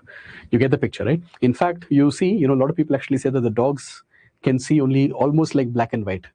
Cats and dogs basically see black and white. So they put मतलब वो clothes वगैरह लगा के they make them wear all these colorful sort of clothing, but the cats and dogs, they have black and white kind of vision. And monkeys, part of the primate family, have much better they can see more colors. समझ रहे हो ना? ठीक है, they can see more sort of colors. Similarly, in terms of nose, see, in that entire thing, 65 million year का story जब मैंने कहा था, right? If you go far back, what happens is that, and you compare it to also other animals in today's time period, right? If you again compare it to cats and dogs, they have the ability of smell. ठीक है, they have, इसको हम बोलते हैं olfactory. ठीक है, olfactory sense. ठीक है, they have reduced ability to smell. Okay, in the primates. But if you look at the dogs wala thing, right, what you will actually see is that the dogs are still having that ability. So primates may we have a reduced sense of smell. We have increased ability to have better vision, right? But the ability of the nose to do what it's supposed to do is a lot less. Okay, so reduced sense of smell is something that we notice in the primates. Why so? Because if you see, right, over a period of time, evolution अगर आप देखोगे, right, हमारे face has become a lot flatter and flatter and flatter. Okay, the face has become flatter, right, in comparison. Even you compare any sort of a primate and you compare that to, let's say, a dog. Dog का face ऐसे आता है, right? Okay, the dog's face will be like this, right? So this is basically called as elongated sort of a snout. Okay, as your face becomes flatter, हमारे focus is actually to increase the reliance on vision, because that is what is important. Is that clear? We don't have the same ability with regard to your smell like the other animals do. Have you seen, right? If you basically even touch another dog or another sort of a cat, your cat is going to come, or your dog is going to come and completely investigate, all your clothes. Okay, and sometimes they get upset as well. You must have seen this, right? But if you have a pet monkey, your monkey is probably, the chances of your monkey being able to find out is relatively less. Okay. What about the teeth? Okay. See, we have very similar sort of a teeth, a generalized kind of dentition hai hamare liye, and it is because we have, whether it's old world monkey, whether it's a new world monkeys, right? We have kind of similar, yes, one more here, one less here, and things like this. Our diets are relatively similar, except for maybe the humans. Humans don't have the same, because in the last few 100,000 years, right, we have started having cooked kind of food. But what do the primates generally eat? They will be eating fruits, they will be eating leaves. Some of them tend to be a lot more sort of vegetarian, some of them tend to be a lot more sort of non-vegetarian, and that means they eat a lot of insects and a lot of meat and so on. But most of them tend to be omnivores. Right, most of them in the primate family, they tend to be omnivores, right? So for that, they generally have, 3 different types of teeth, right? But one thing the other primates have that we don't have is that ye canine jo hai, the one that is used for tearing, okay, the canine jo hai, it tends to be longer. Okay, do your canines look longer in comparison to the rest of your teeth? No, humans may ho. Okay, your canine is exactly of the same length, okay, or same height as the rest of your incisors. Okay, but if you take a baboon, right, you will definitely see if it opens its mouth, especially to try to scare you or to show aggression, okay, you can definitely see that it's trying to reveal the length of its canines. And wahan pe also there is a difference. It is called a sexual dimorphism, which essentially means that the male baboons are going to have much longer sort of a canines than female baboons. You get the picture, right? So very, very interesting sort of patterns. Okay, and in terms of collarbone, we have already seen this, right? We talked about this. We have it because we have to swing, we have to climb, right? We have to use our arms, right? In different, so we need a wide range of movement. Hands and feet, right? So we talked about this as well, right? So if you look at the hands and feet, what do we have? We have much longer sort of fingers because we have to have the ability to grasp branches when you jump from one branch to another sort of a branch. Okay, the next one is going to be opposability. Opposability essentially means what? Opposable thumb. Okay, opposable toe, right? It means, its ability to sort of, hold objects, right? Can you see this here? right? You can use this and touch, opposability. Now the thing is, right, so this gorilla, okay, might be able to have it, not might be, the gorilla basically has it also, that opposability is also there in the toe. But this guy, okay, does not have it. Is that kind of clear? This guy is a human. You understand this, right? And then we also talked about this, right? We have flatter nails. Okay, we have very sensitive touch pads. ठीक है, मतलब your fingertips के अंदर अगर आप देखोगे, it's basically called as Meissner. Let's not go into these things, okay? But it's actually called as Meissner corpuscles. ठीक है, which essentially means that when you touch it, ठीक है, close your eyes and basically touch an item. You can literally recreate that in your head. What does it look like? ठीक है, why? ठीक है, why do your fingertips feel so sensitive? Okay, because we have special sort of nerve endings in these, right? Literally, the message is basically going from this particular, let's call it a table, okay, and from here it is essentially coming to my brain and so on and so forth. You understand, right? Okay, so we have to use this. Then, what are the other sort of characteristics? Okay, the other sort of features, reproduction and procreation related. See, primates, one thing that you notice is that we have much longer sort of pregnancies. Okay, much longer sort of pregnancies, because the baby has to grow more inside the mother. That's what long pregnancy means. The baby is basically in the mother for much longer. And generally, we have only one baby at a time. Okay, dogs में कितने हो सकते हैं? Sometimes it's 4, sometimes it can be 12, sometimes it can be 14. Okay, that is very, very rare in primates. Most primates, generally one baby at a time, but of course there are exceptions. The further down you go back this way, you will see some more. Okay, the further down you go this way, okay, it is going to be mostly one baby at a time. Is that clear? Not only that, right, even in terms of childhood, agar aap dekhoge, and the amount of time it requires for that parental sort of a care, human babies are extremely dependent on the parents or on their families for very, very long. Have you seen this? Human babies in 30 days, 30 days ko chodo, let's say in 3 months, they might not even be able to sort of flip themselves like this. Right? Okay, so if you have had any babies at home or something, you will understand कि मतलब 4 महीने में ऐसा होता है, 6 महीने में ऐसा होता है, right? There are species in the savannah or in Serengeti, अगर आप देखोगे, some of you said कि Animal Planet, some of you said Discovery Channel, right? वहाँ पे there will be predators always on the prowl. So as soon as wildebeest, it looks like a deer kind of thing. ठीक है? So in some of the animals, within 15 minutes, okay, they'll be up and running and they can run away from the predator. Kitne minutes mein? 15 minutes mein. Now what happens to 15 minutes in a baby? Is there anything that is changing? Nahi, right? It doesn't. Okay, so that is the difference. There is a much longer sort of a dependency in primates, okay, especially in humans, right? Especially in humans, see, dogs mein kitne, like generally the animals are basically sort of almost independent, okay, at 2 months. 2 months ke baad, they don't cling to their mothers. Okay, and the mother also will not allow the baby to sort of wean kara dete. So meaning you cannot come to me for milk. You understand, right? But humans mein aisa nahi hai. Humans are basically dependent for very, very long. Okay, why did you think that Punch was trying to sort of cling to its toy, or why was it basically trying to cling to the orangutan, the stuffed toy, or the zookeeper? Okay, why so? Because we are a lot more sort of dependent as a particular species, right? We have much longer sort of a childhood, okay, which essentially means ki, culture can be passed on, right? Usage of tools can be passed on and so on.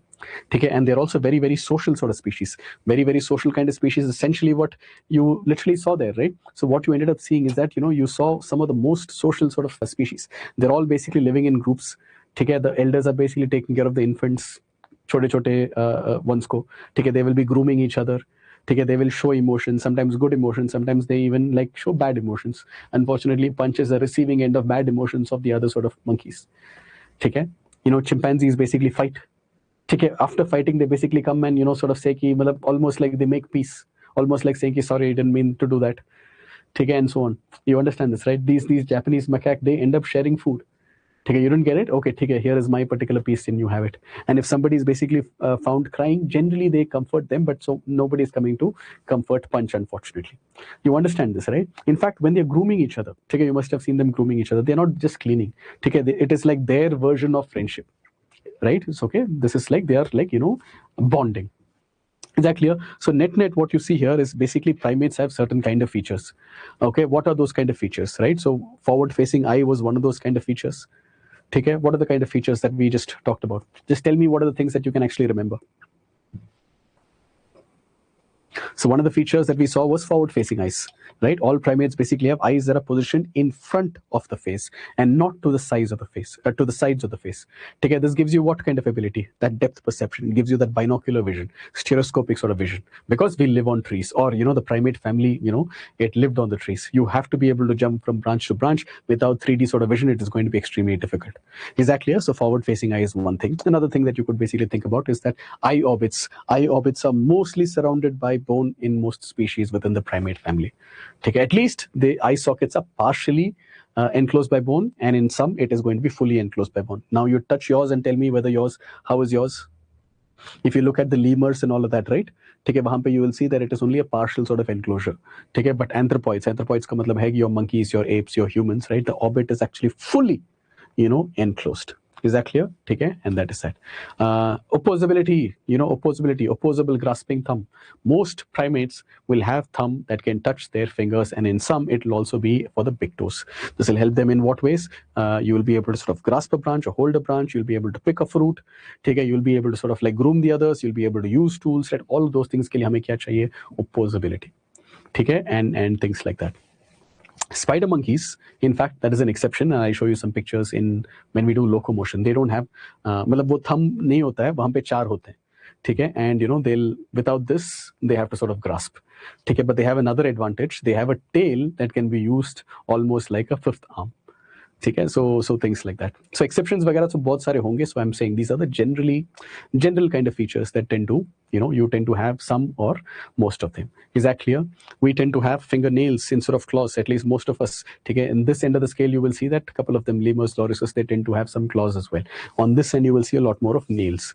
Now tell me the picture that I had shown you, right, regarding the maybe the chimpanzee or the gorilla along with the human sort of hand. ठीक है, did it have nails or did it have claws? Okay, then brain wise, what happens to the brain? Brain to body size relatively large. ठीक है, ability, the nose का ability reduces, the visual ability increases. ठीक है, life, growing up, it's basically called as life history. Primates tend to have slow life history, slow sort of a development, long sort of a childhood development, and long sort of a dependence on their families. ठीक है, एक baby at a time mostly. ठीक है, we tend to live longer as well. ठीक है, we have to have, मतलब gestation also is very very long. For example, 9 months for us. Some के लिए it is even 10 months. Okay, chimpanzee basically 8 months. ठीक है, and they're also dependent on the families for very very long. These are the general kind of features. Now everybody understood? Will you be able to sort of like, if I ask you what are the features, will you be able to tell me at least 5, 6? For those of you said, I think it was nails, right? So again, so whenever you look at these, focus on these kind of elements, right? Apart from the color and a little bit of fur, right, there's not much of a difference if you see. At least in this particular angle, you cannot see much of a difference. Can you see the nails here? Look at this guy's thumb, right? Can you see the nails here? Good that I asked this particular question. So you should start noticing these kind of things. The gorilla had nails, so good. Stereoscopic vision, gestation period, olfactory sense reduces. Okay, good. Cerebral cortex developed. ठीक है. You've already picked up some technical terms. Good. Okay.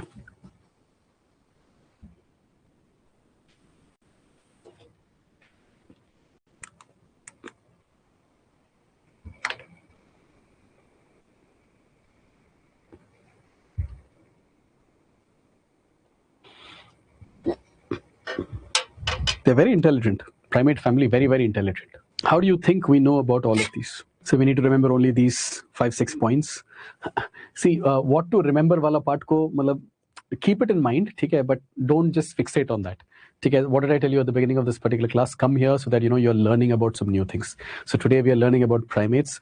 Okay, don't restrict yourself ki matlab, what are the things that I have to basically sort of remember from here, right? Remembering wala thing ho jayega, once you start writing assignments, and especially when you go through your QEP plus. But at least right now, just try to get a feel for what is primates. Okay, is that kind of clear? I hope that basically gives you my answer to your question. Okay, see, when you study a particular subject at a master's level, what is expected? This is basically optional ke liye. Optional ke liye, what is generally expected?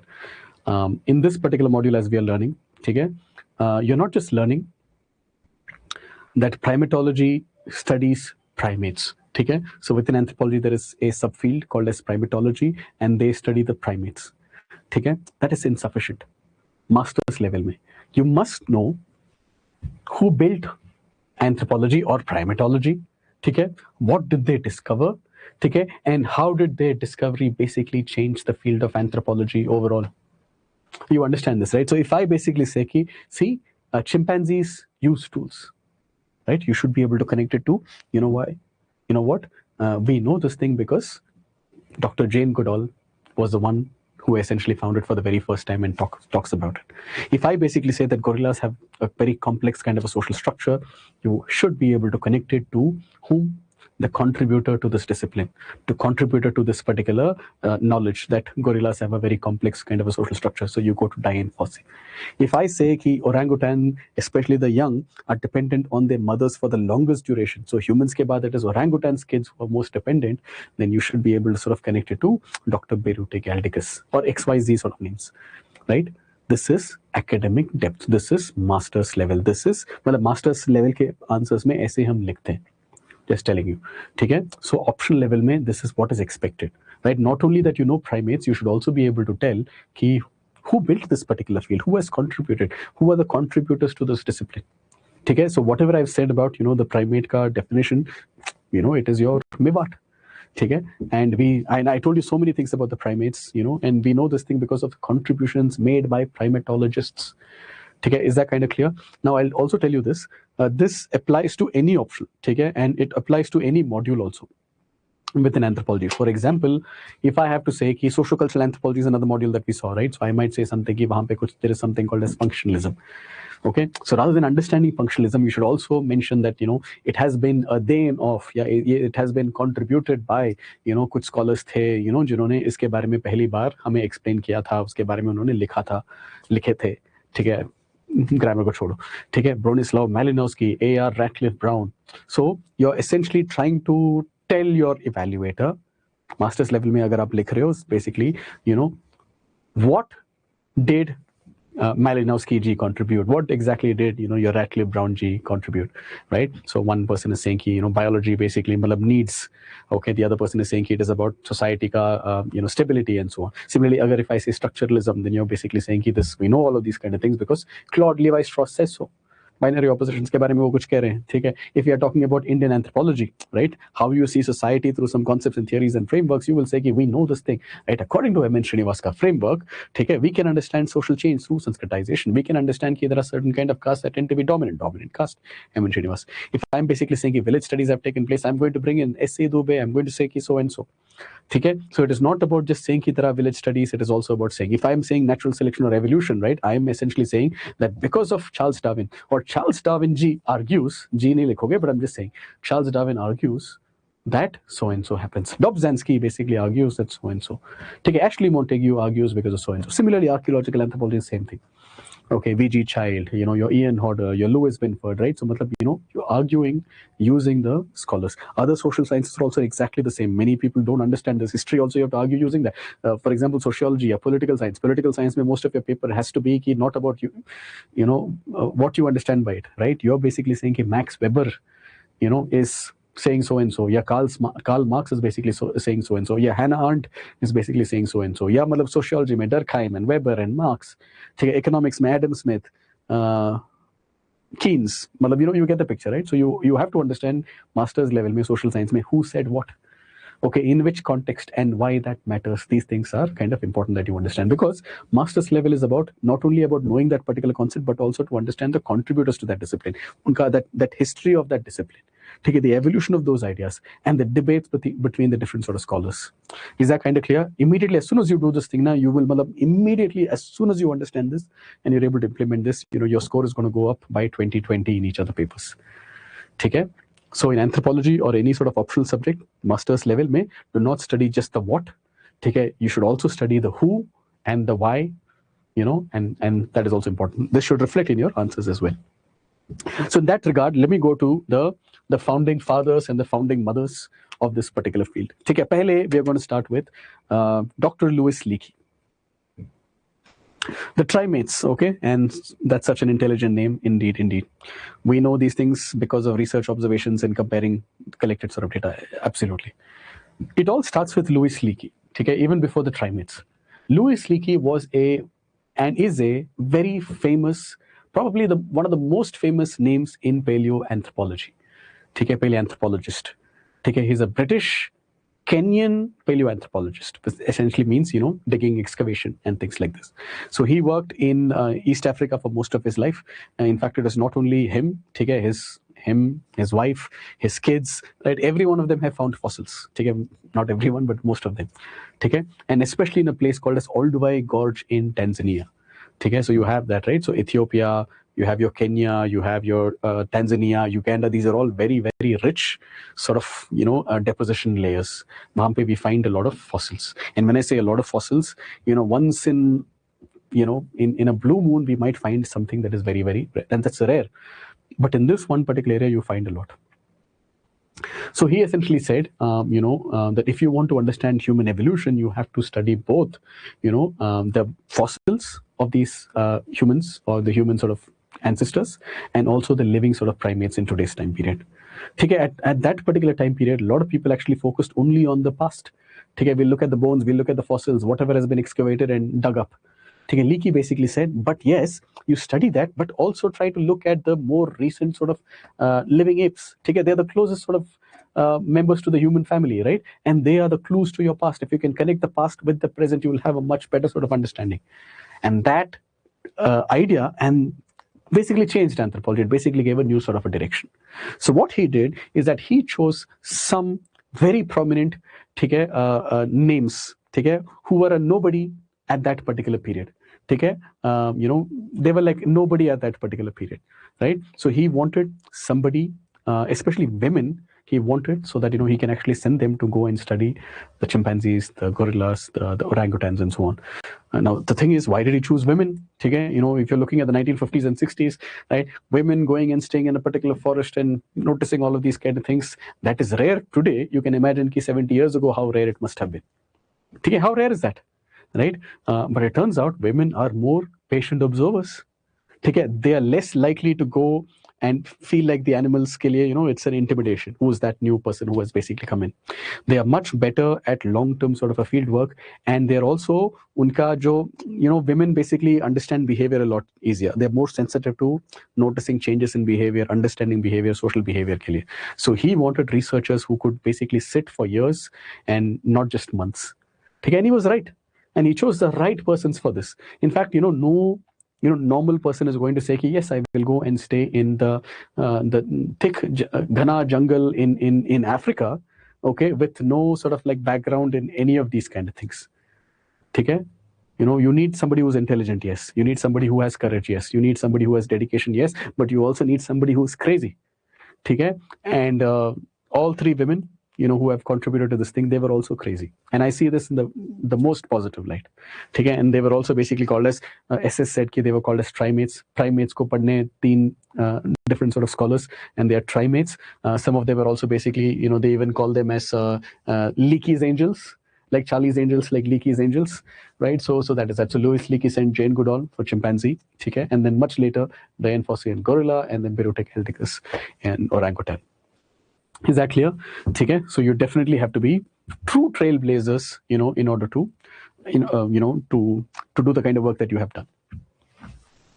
So this is essentially where it all began, kind of a story. So this is the history. In fact, many years ago, and I had the chance to attend one of her lectures as well. She was able to make the kind of sound of a chimpanzee, which is kind of like very, very fascinating. In fact, the entire sort of auditorium where we were all sitting, nobody was really that well versed with this particular topic. But she had the ability, okay, with her own sort of British accent, very faint sort of words. She was very old at that time period as well, right? And her ability to sort of like tell us how close we are to this guy, right? Do we look the same? Not necessarily, but to make us understand that we are all very, very similar. Okay, only she could do it. She's a master communicator as well. So this is 1960s. Okay, imagine this. 1960 Africa, dense forest. Not like today's time period, where you have Google Maps, koi GPS nahi hai, koi, if anything happens, there are no drones.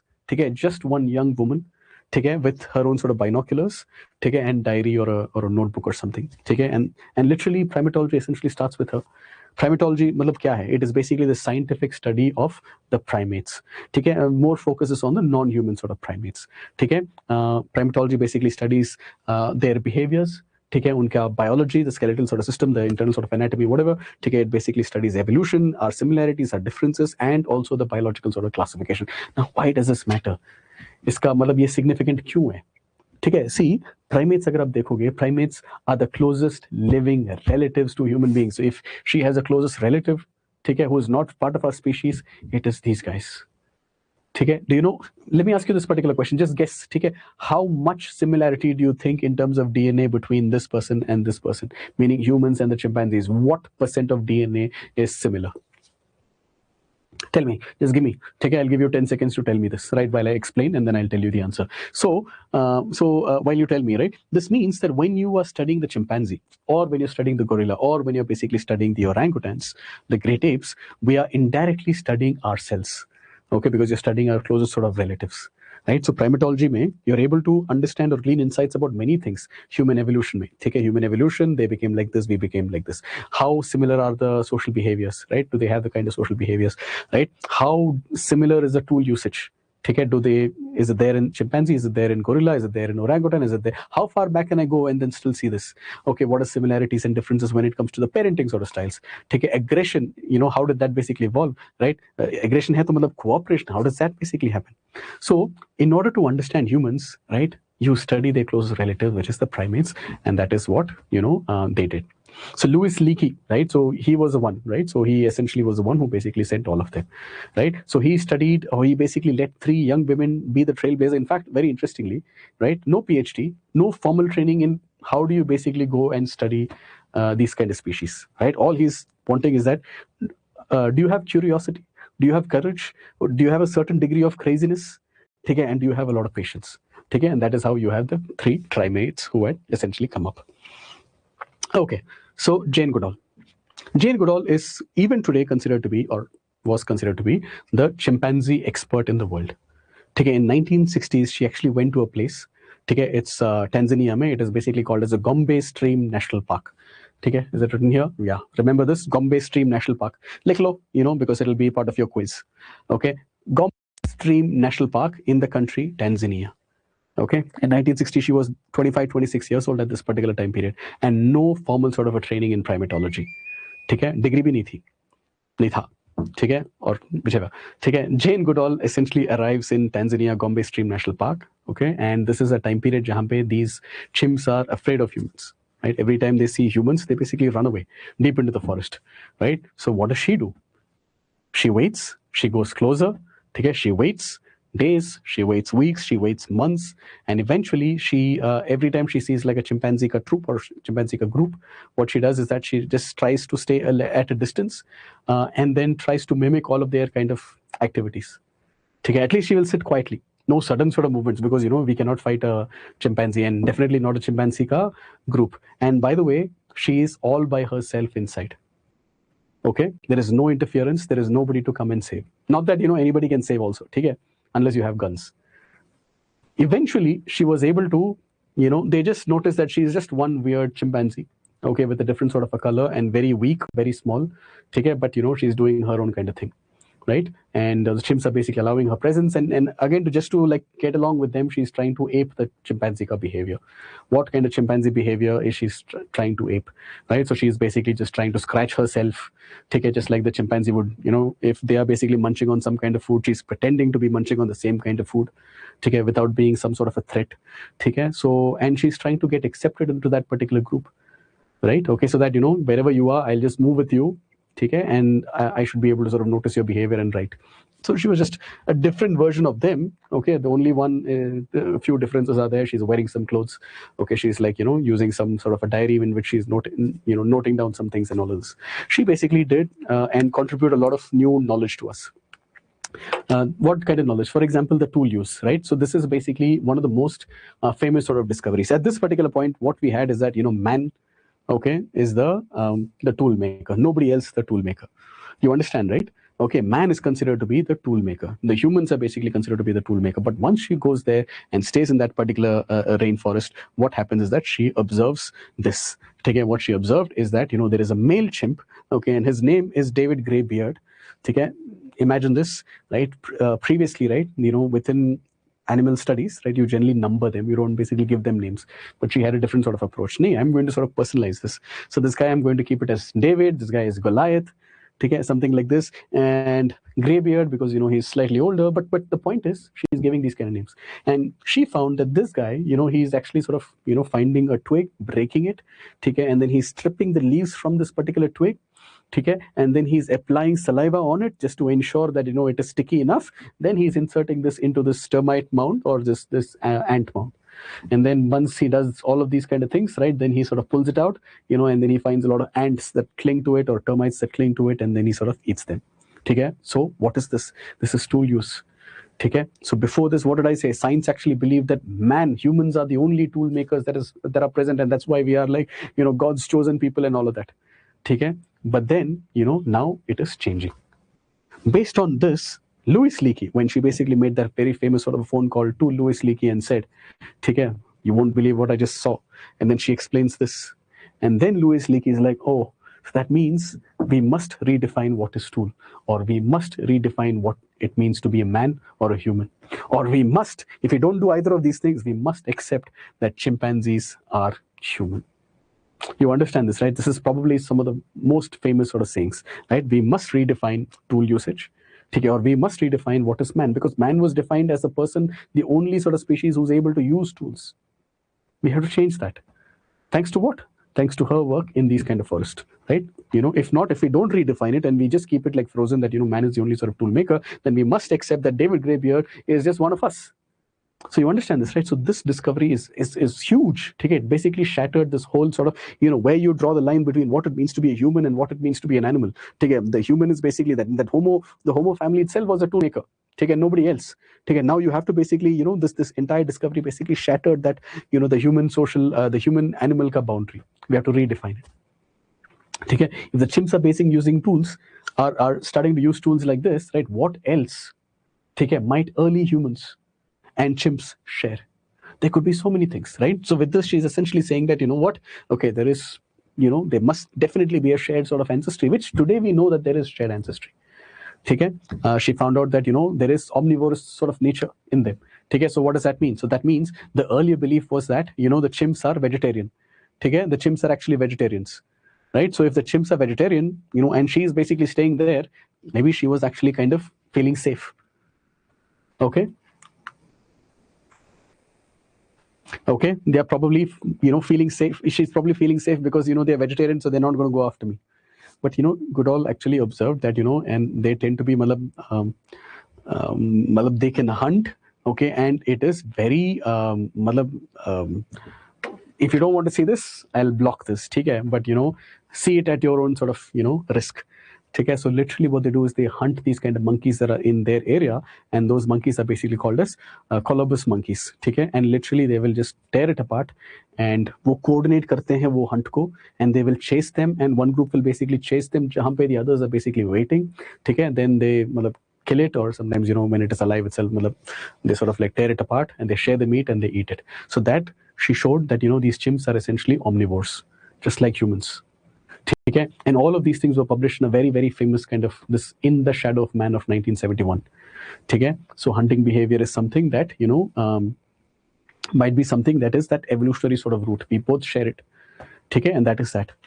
Then we have the social bonds. Right now, what about the social bonds? So if you take a look, in fact, if I can just show you this, right? So with regard to this hunting, those of you who don't want to watch it, but who want to actually understand how the primates work, or the chimpanzees work, you can see it. These calls announce the start of a raid into land controlled by their neighbors.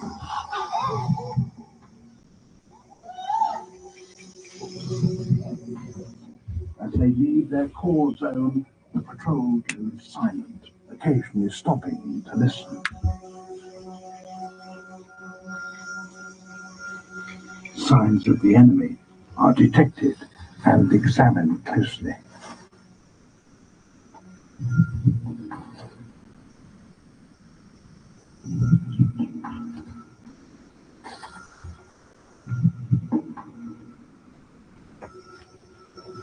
The chimp militia are now at the very edge of their territory. All need to be on maximum alert.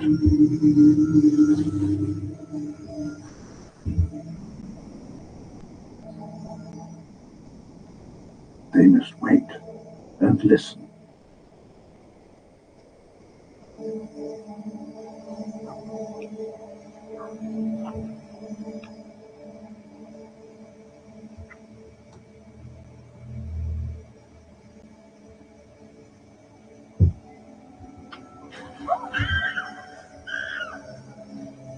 An unfamiliar chimp call raises the tension. It's an uncertain time. The size of the rival group is as yet unknown. Not far away, their neighbors are feeding in a fig tree, oblivious to the approaching dangers. The patrol moves off with a sense of purpose. They must remain silent until they close in on their rivals.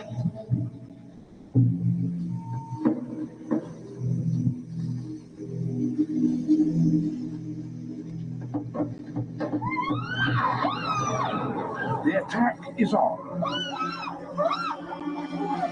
To intimidate their opponents, the aggressors scream and drum on buttress roots.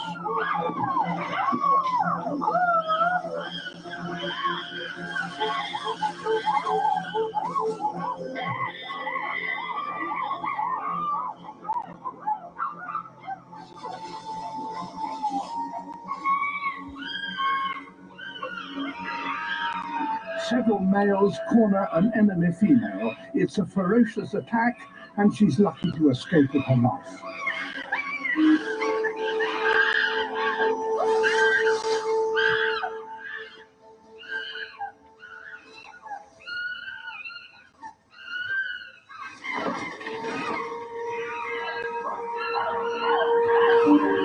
Others are not so fortunate.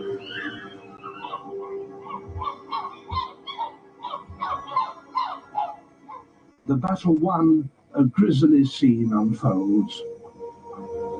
An enemy youngster has been caught and killed. The carcass is shared between members of the group and eaten. Killing a competitor makes sense if you want to protect your food supply.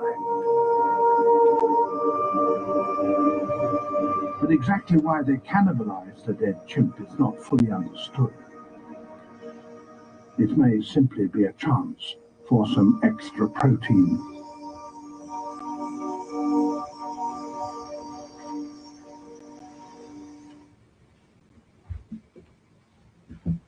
What did you guys notice?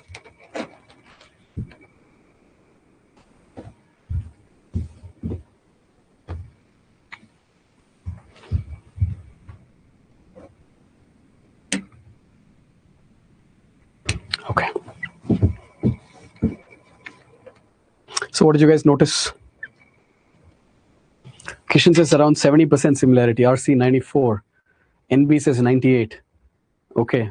VK says 1 to 2%.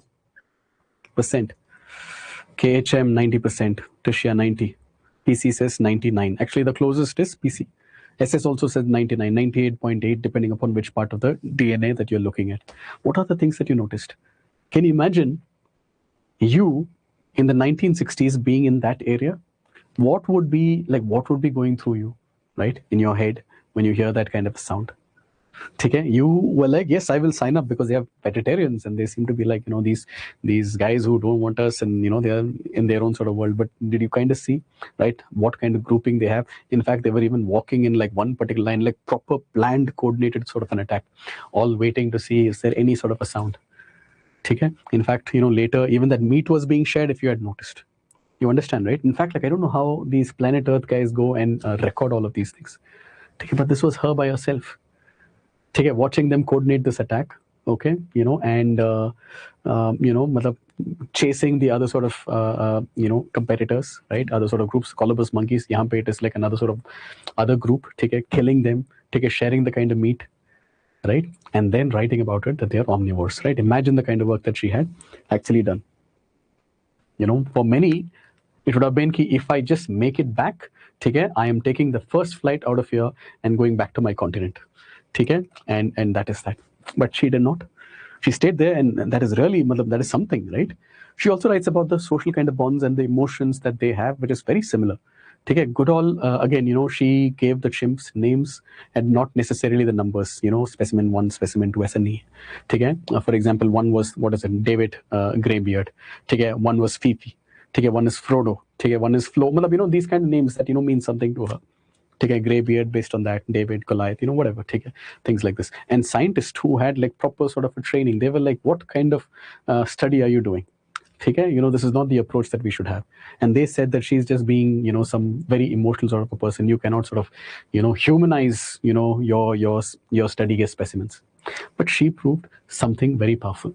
Chimpanzees, the way she studied, she was able to show that, there is a lot more. In fact, this one is smiling. They can show affection, but not necessarily like this. They can show jealousy. They can show grief. Okay, they show dominance, they show compassion, a lot of very similar sort of emotions that you and I have as humans. Okay, young chimps, they are raised by very attentive, very good mothers. Okay, and if they are, if you have very attentive sort of mothers, you tend to grow up much calmer. Okay, and things like this. Otherwise, if they are very neglectful sort of mothers, you turn out to be a bully. You tend to be a lot more sort of aggressive, right? So this is very similar to what do you call it? Like very, very similar to human psychology, right? We also say the same thing, right? If anybody is doing a bad thing later in their life, we look back at the past. Take what was your childhood like? You're a serial killer. What was your childhood like? You're a bully. What is your childhood kind of like? Right? So very similar to the human sort of psychology. Okay, so the chimpanzees of Gombe, 1986, very, very famous kind of work in that way. Okay, so all of these kind of things you will see. In fact, when somebody dies, right, so one of the chimpanzees essentially dies, right, the rest of them actually sit beside the body for a long time, right, and then they are mourning. You must have seen this, right? So a lot of great contributions of Jane Goodall, right? So first of all, she's one of the first persons in the whole wide world to pioneer long-term field में research करना, ठीक है? And when your world looks like that video, okay, before Goodall, researchers would basically be there. They will go, they will stay a little far away. They'll go and visit and then come back. They might stay in a camp a little far away, not her. Okay, she stayed there for literally, right, 60 years. Okay, and she essentially was able to show a wide variety of behaviors of the apes. Okay, and to be able to show that, you cannot do this in weeks like the other sort of scholars, properly trained scholars from great universities, they can do it. Okay, and they will stay only for weeks maximum. Okay, but she did long term, requires decades, requires passion, and a little bit of craziness is required. Okay, and she was able to see so many things, right? All the kind of features that we just talked about.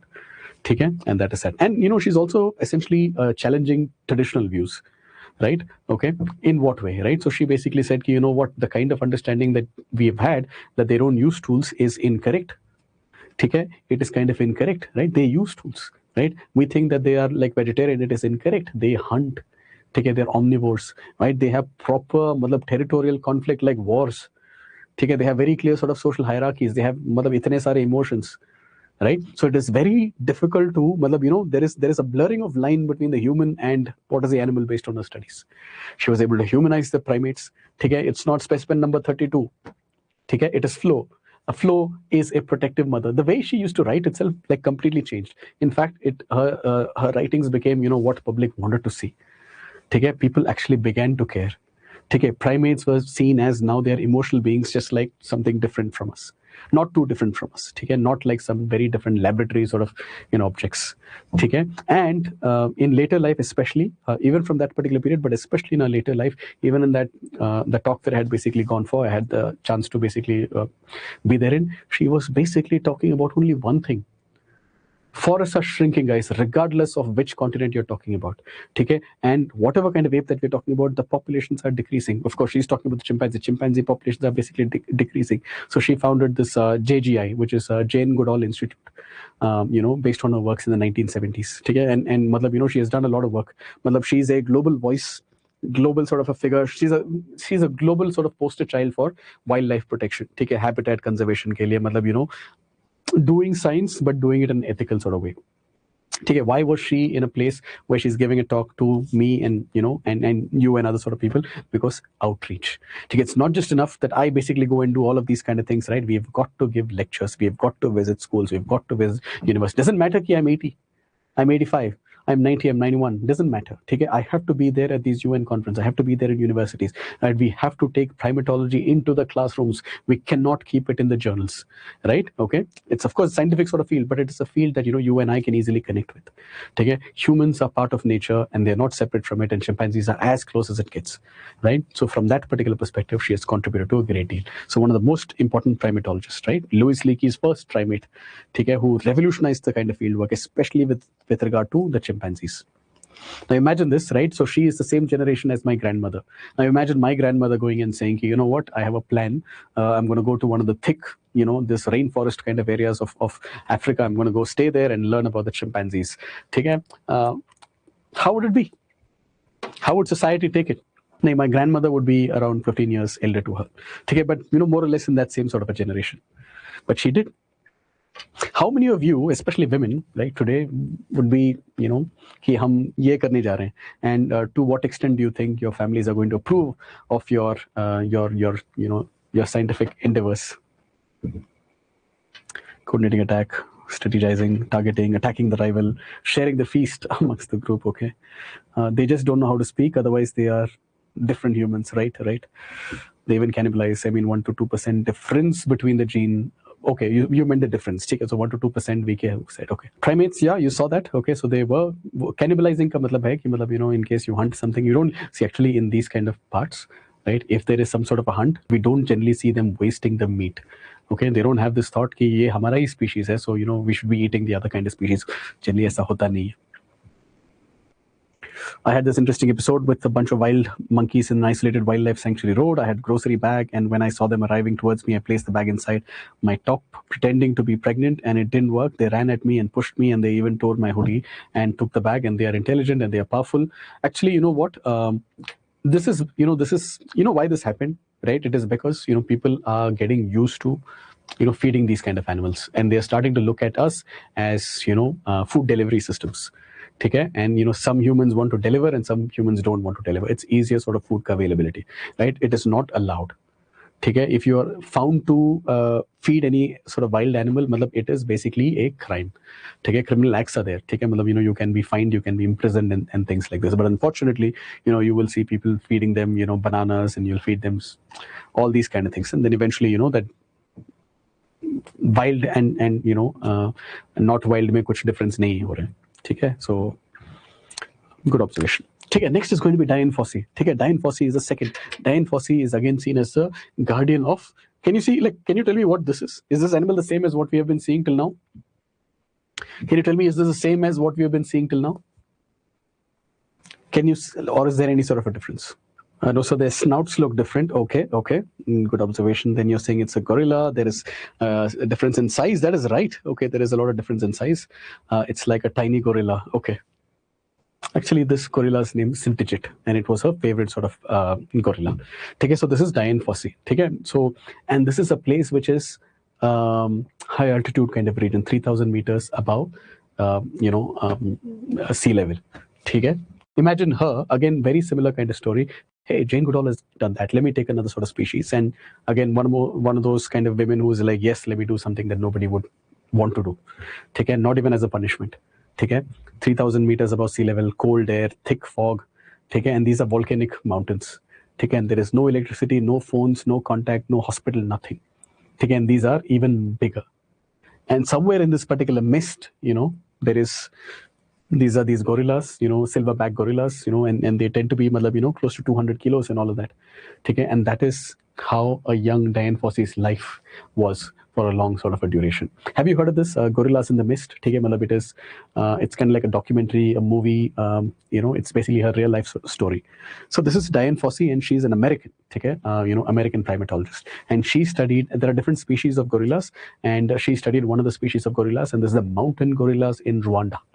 Okay, mountain gorillas in Rwanda. Okay, so this is again, for 20 years, 19 years. She had basically studied from mid 1960s to about mid 1980s, 1966 till 1985. So This place is called as the Virunga Mountains. ठीक है, मतलब it's a chain of ये volcanic mountains it is. ठीक है, between two volcanic sort of mountains is basically this particular place. ठीक है, where she stayed and she studied the region, Rwanda, Uganda, Congo, you know, this kind of a region. ठीक है, and these gorillas are basically a very rare sort of subspecies. ठीक है, gorilla berengei. ठीक है, BERINGEI BERINGEI doesn't matter as of now. ठीक है, उस समय के लिए very little was known about these species. ठीक है, so before Dian Fossey or Fossey, you know, gorillas were thought to be this violent and savage and you know very dangerous kind of you know elements. You must have heard of this thing, right? King Kong. What is King Kong? Have you watched these kind of movies? King Kong's mein, you know, it is like one of those. It's made to be like a monster. Okay, one of those large kind of monsters, and of course they have chosen this because you know it is the largest sort of a primate. Okay, but based on her study, she proved that they are actually gentle giants. Okay, literally gentle giants is her words. She was able to show that they are very gentle and they are very social. They're very family oriented. Okay, family people they are. You understand, right? So she actually met, interestingly, Louis Leakey, you know, when she had gone to Old Bay Gorge in Tanzania because on some sort of an expedition. She had, you know, whatever kind of money she had, she basically like sold everything, okay, you know, and with all the money that she had, she decided that, you know, I will sort of exhaust my money in like one once in a lifetime kind of a trip, okay, to Africa. And in one of those kind of trips, she went to Old Bay Gorge. She actually, you know, was seeing one of those kind of excavation going on, and then she fell into that excavation while a trench. She broke her foot or she broke her ankle, something like this happened, and then she had to sort of stay there and until she got better. Okay, then, you know, Leakey and her, you know, they interacted a little more, and then she's like, you know what, I also want to study one of them, and I'm going to study gorillas if you please permit me. And the story goes that, you know, Leakey is like, he's not very sure. Okay, you know, is she really capable? You know, can you be as, you know, just like, you know, what she was, your Dian Fossey can be? Okay, sorry, your Jane Goodall was. And it turns out that, you know, he's like, you know what, you can do it if you basically go back to your place and remove your appendix and then come back. Okay, if you can basically go and find your a place. Just give me let me just get my diary. Okay, I have some fun stories. Okay. So, he basically said, you know what, in these kind of forests, right, it is going to be extremely difficult. You have an appendicitis, that is the end of your life, because there is dur tak, there is no hospital, dispensary, any kind of thing that will be available in these kind of regions. You go remove that and come, and if you still have that possibility, you can do it. So she does what? She goes back, and then whatever extra savings that she has, she decides that, you know what I'm going to do is that I'm going to go and you know, remove my appendix. Pura appendicitis she essentially did, and then she came back. And can you imagine somebody telling her, you know, go remove your appendix first, and then, you know, you can come to me. And can you imagine her going and telling her doctor, you know, I don't have any sort of appendicitis, but remove my appendix. Of course, the logic is that appendicitis in the jungle would literally mean death. And she did it, you know, and he was testing her commitment. Okay, she is showing her commitment. And then eventually they go to this essentially begins. This begins. And so what did she do? What did she basically study? You know, okay, she actually went back to, you know, so she got a chance, and she stayed here from 1966 all the way till 1985. And then she worked on the same thing, right? Pretending to be tiny gorilla, and behaving like the gorillas, pretending to eat like the gorillas, and eventually trying to get accepted by the gorillas. Of course, you know, she had to take like a lot of care. You cannot have direct eye contact. Then they'll think that you are a threat. You have to sit in their kind of manner, sit low, and then, you know, make those kind of sounds, you know, those grunts, okay, kind of sounds that she would do, right? She would basically imitate this kind of a chest scratching, all these kind of things she would do, right? Okay, just to get accepted by the gorillas as one of their own. The only thing is that she's, you know, less hairy version of us, very weak version of us, you know, a slightly weird version of us with a diary and a pen, and all that you can actually see. And gradually the gorillas did not like her. They would run away. The reason why they would run away is because, you know, उस समय, you know, the only humans they knew are poachers. Poachers क्या करेंगे? You know, they want to shoot them, they want to cut them, मतलब kill them. Gorilla heads घर में रखने के लिए अच्छा सा होता है. They used to make these kind of hands. Hands को cut करके they used to keep this as like ashtrays and you know those cup holders, and ये सब वो करते थे. So they would run away, and then eventually they basically started tolerating her. Then eventually they started accepting her. ठीक है, especially that one very famous sort of gorilla, probably the most famous gorilla in the world, okay, of that period, that is Digit. She named him Digit. ठीक है, it's a young silverback, ठीक है, going to become an adult soon. ठीक है, he was very playful, but still he is very protective of his family and of his particular group. ठीक है, and in fact, you know, there is a story that she writes that Digit even saved her once from another aggressive sort of a male gorilla. ठीक है, you know, and things like this. So very, very interesting, you know, in that way. ठीक है, so she had basically gone there, again studied the social behavior over a period of time. She started something called as a Kerisoke Research Center. ठीक है, Kerisoke Research Center essentially comes from the two words. ठीक है, I told you this, right? So you know, this place essentially is, you know, between these kind of mountain, these kind of volcanoes. ठीक है, so between two different volcanoes is this research center. ठीक है, Karisimbi is one and the other is basically Visoke. So Karisimbi plus Visoke is Karisoke. So Karisoke Research Center. Remember these, Gombe Stream National Park, Tanzania. यहाँ पे क्या है? It is, you know, Karisoke Research Center. कहाँ पे है ये? Right, I've already mentioned this, so please tell me. Rwanda. ठीक है, so very, very basic sort of a research center, wooden huts, right? No like running water ka supply, right? Just like some kind of forest, and she's staying there. She's basically staying there, a place to sleep, and then she's daily tracking. Okay, she followed multiple sort of gorilla groups wherever she could basically get accepted, and then she will keep recording. ठीक है, diet. ठीक है, so this is one plant species that they tend to be eating. So this season में they're eating this. Literally, she has named 200 plant species से भी ज़्यादा kind of plant species. She has sort of like recorded and understood कि there are different kind of vocalization that are present. What does different kind of vocalization mean? Vocalization mean कि ये वाला sound means this, ये वाला sound means this, ये वाला sound means कि acceptance, ये वाला sound means कि threat. You understand, right? How do they basically take care of their infants, right? What is the dominance का hierarchy? ठीक है, how do the females basically move, right? मतलब, you know, बड़े होके do the women leave this particular group? Is it the men who leave this particular, like all those kind of things she's basically sort of noting down. And in fact, what used to be said as one of the most sort of मतलब, you know, this aggressive, you know, man-eating sort of like groups, it turns out they are gentle giants. Why so? Herbivores होते हैं. ठीक है, what do they eat? They're eating bamboo shoots. ठीक है, they're eating that celery. Have you seen that? So मतलब wild में grow करने वाला celery, and mostly it is leaves. ठीक है, and that is why they're basically called as, according to her, gentle giants. Of course, they might be 220 kilos. ठीक है, but they are mostly calm, quiet, just plant eaters. ठीक है, मतलब all this is, you know, gorillas in the mist. ठीक है, and then eventually she got to a point जहाँ पे she was doing this. She was actually something happened. ठीक है, something happened जहाँ पे she found out that her very dear, her best friend Digit, okay, amongst the gorilla family, was actually killed. Killed by whom? Killed by poachers. ठीक है, and gruesome murder.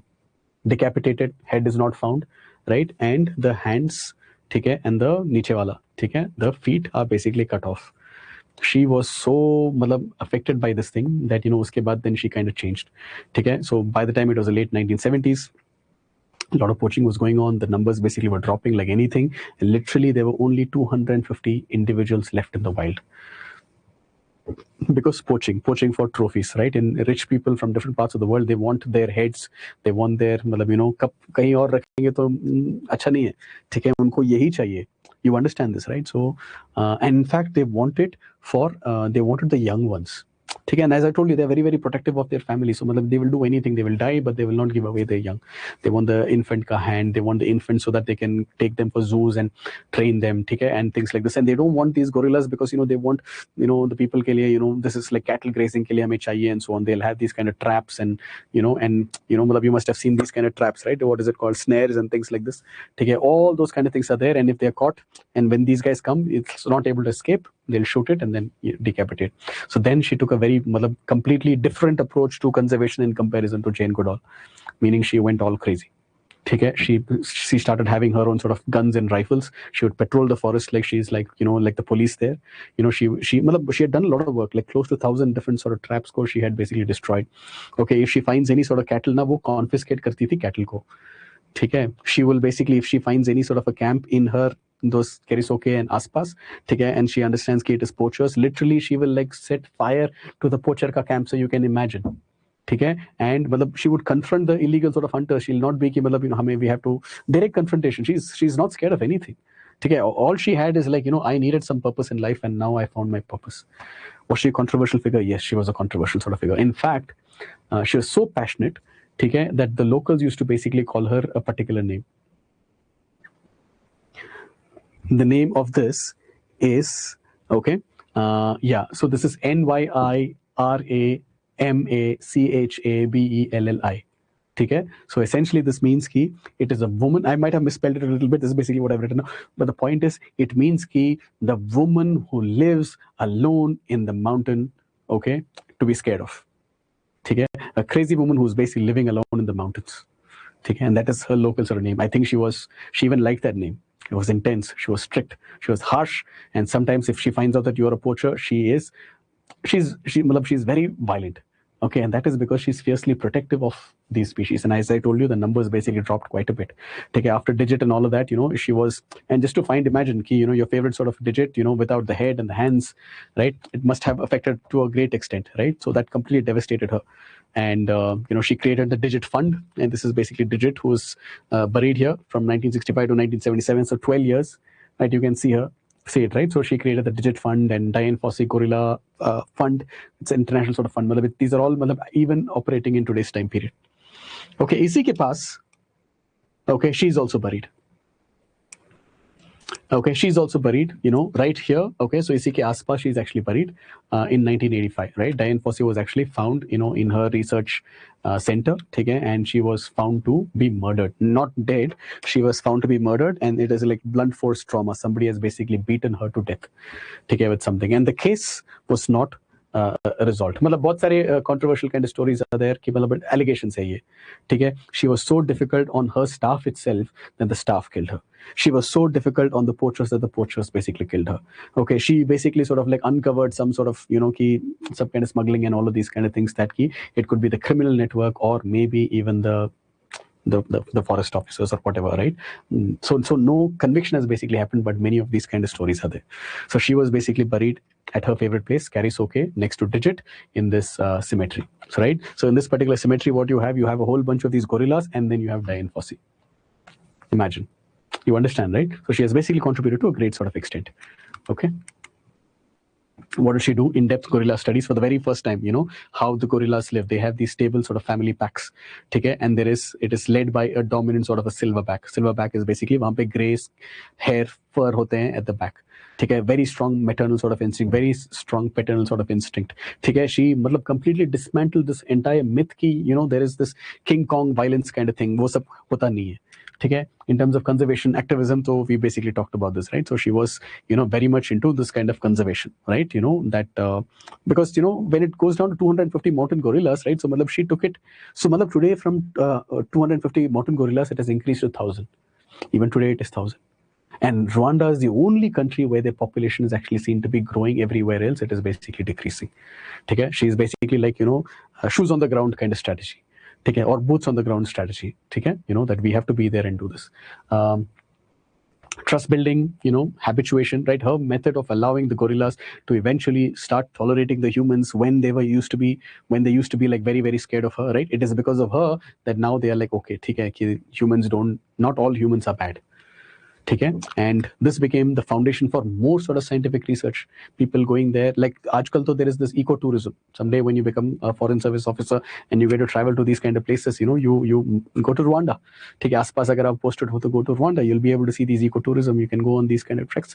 Okay, very less in number, but you can see them and they'll be calmly sort of like chewing things, okay, eating. Okay, and that revenue from that ecotourism is going to go to help support that conservation kind of efforts. Okay, documentation of threats, right? So she's the one who documented that there is infants are very much in the market, because zoos के लिए चाहिए, trophy के लिए चाहिए उनके heads and hands and things like this, right? Habitat में बहुत सारा encroachment हो रहा है, ठीक है? And most of all, there is no enforcement of whatever kind of wildlife protection जो भी है. Those are all it's just in paper, not in letter. It's in letter, not in spirit. ठीक है? And she has left behind a strong sort of legacy. Today you cannot talk about gorilla, ठीक है, without having Dian Fossey in it. ठीक है, Karisoke Research Center is the most important aspect. Gorilla Fund still operates in today's time period. So Gorilla Fund के लिए आप contribute करोगे, so it basically directly goes to anti-poaching patrols in these kind of areas or anti-poaching sort of activities. ठीक है, and so on and so forth. This is kind of clear. So definitely one of the other sort of great contributions that have been made. Okay, any questions?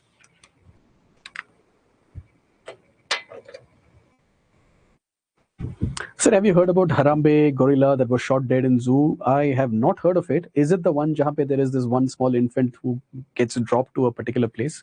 It went into the enclosure, and before the gorilla would go to that particular area, they actually shot it. There was such an episode, I think Cincinnati Zoo or something. I forget exactly where it is. But if it is similar kind of thing, or is that what you mean?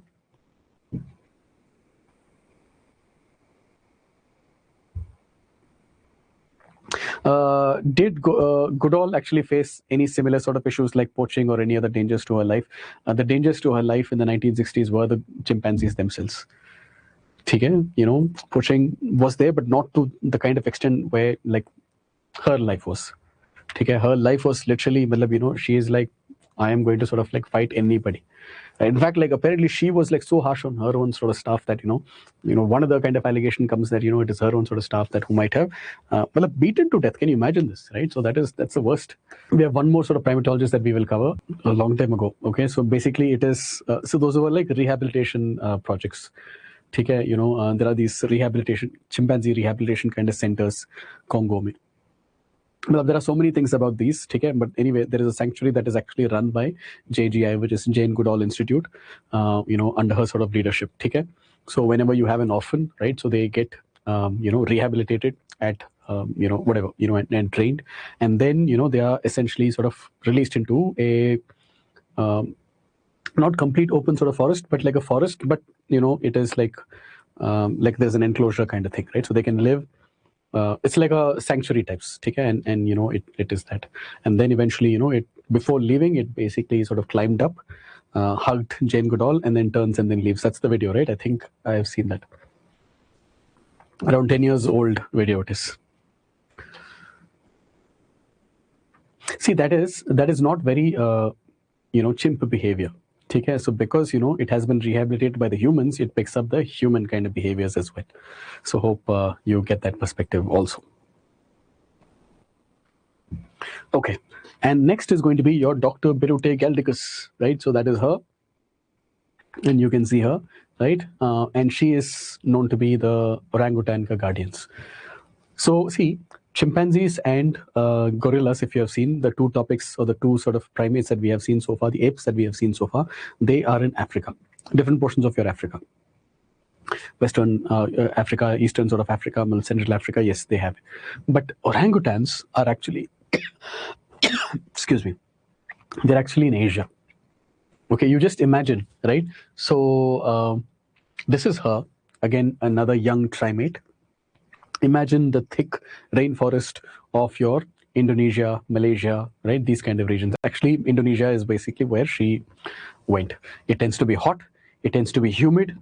Okay, and you have to walk through these marshes, right? There are leeches on your shoes and boots and legs and things like this.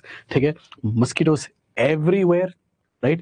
In fact, literally, if you look up, you will not even be able to see the sun because utna thick canopy blocking the complete sort of sunlight. And somewhere above you, if you basically just take a look, you will see these orangutans who are silently sort of, swinging from one tree to another sort of a tree. That guy, that orange figure that you see is basically the orangutan. Now, let me ask you a very simple, quick sort of question. Where did we talk about the orangutan till now in the beginning of this, or in this entire sort of class before this? So, who studied the orangutans in the wild? It is Dr. Birute Mary Galdicus.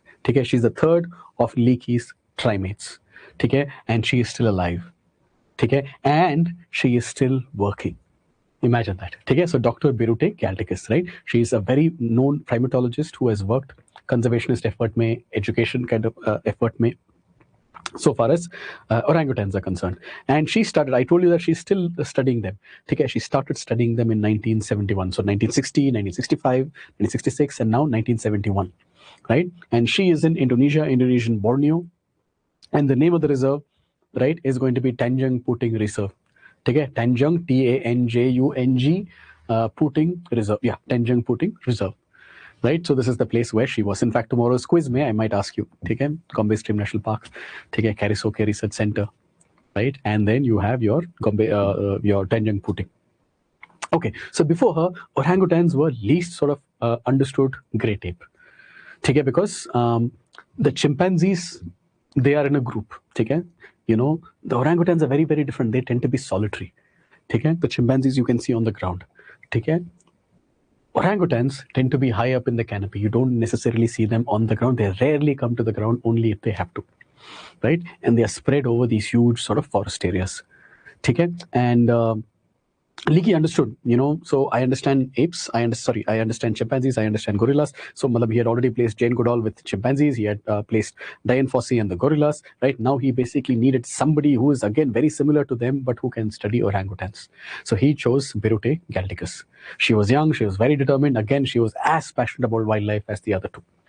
Okay? And things like that. In fact, it is a little harder to study species that are solitary. Okay, if you have a social group and if they're on the ground, okay, it is a lot easier than some sort of a solitary ape that is some 30 meters above the ground. Okay, how do you basically even study them? Right, so she went there and then she started intending putting, right? She basically created something called as a Camp Leakey. Okay, that's a whole new chapter so far as studying of this particular primate is concerned, this particular ape is concerned. Okay, so Camp Leakey she had started 1971 May. Camp Leakey, why is it called Camp Leakey? Another sort of a question. Now think and tell me. So inside this swampy rainforest, in the Stanjung Puting area में, Java Sea वगैरह आपने देखा है ना, उसके पास है ये. ठीक है, but rainforest है. In fact, this is basically the longest continuous orangutan research study or any sort of a animal ka research study, continuous sort of a research study of any animal in the wild. It is this 1971 se. Now imagine, when you're early in your life, take a young, right? Is this basically what you would want to do? But she did. There is no proper roads. Take care. There is no supplies. Take care. There is no, the transport ke liye, you cannot walk through the forest. Yahan pe you have to go through the river. Take care. So literally, when you're transporting yourself from one place to another place, literally you're drenched, covered in leeches and mosquitoes and things like this. You have to build your own sort of wooden huts. Food is basic, if any. Communication, bhul hi jao. Okay, but she stayed, and she stayed for decades, and that's why it's a longer sort of work. So Tanjung Puting, right? Tanjung Puting is like a peat, ek swamp.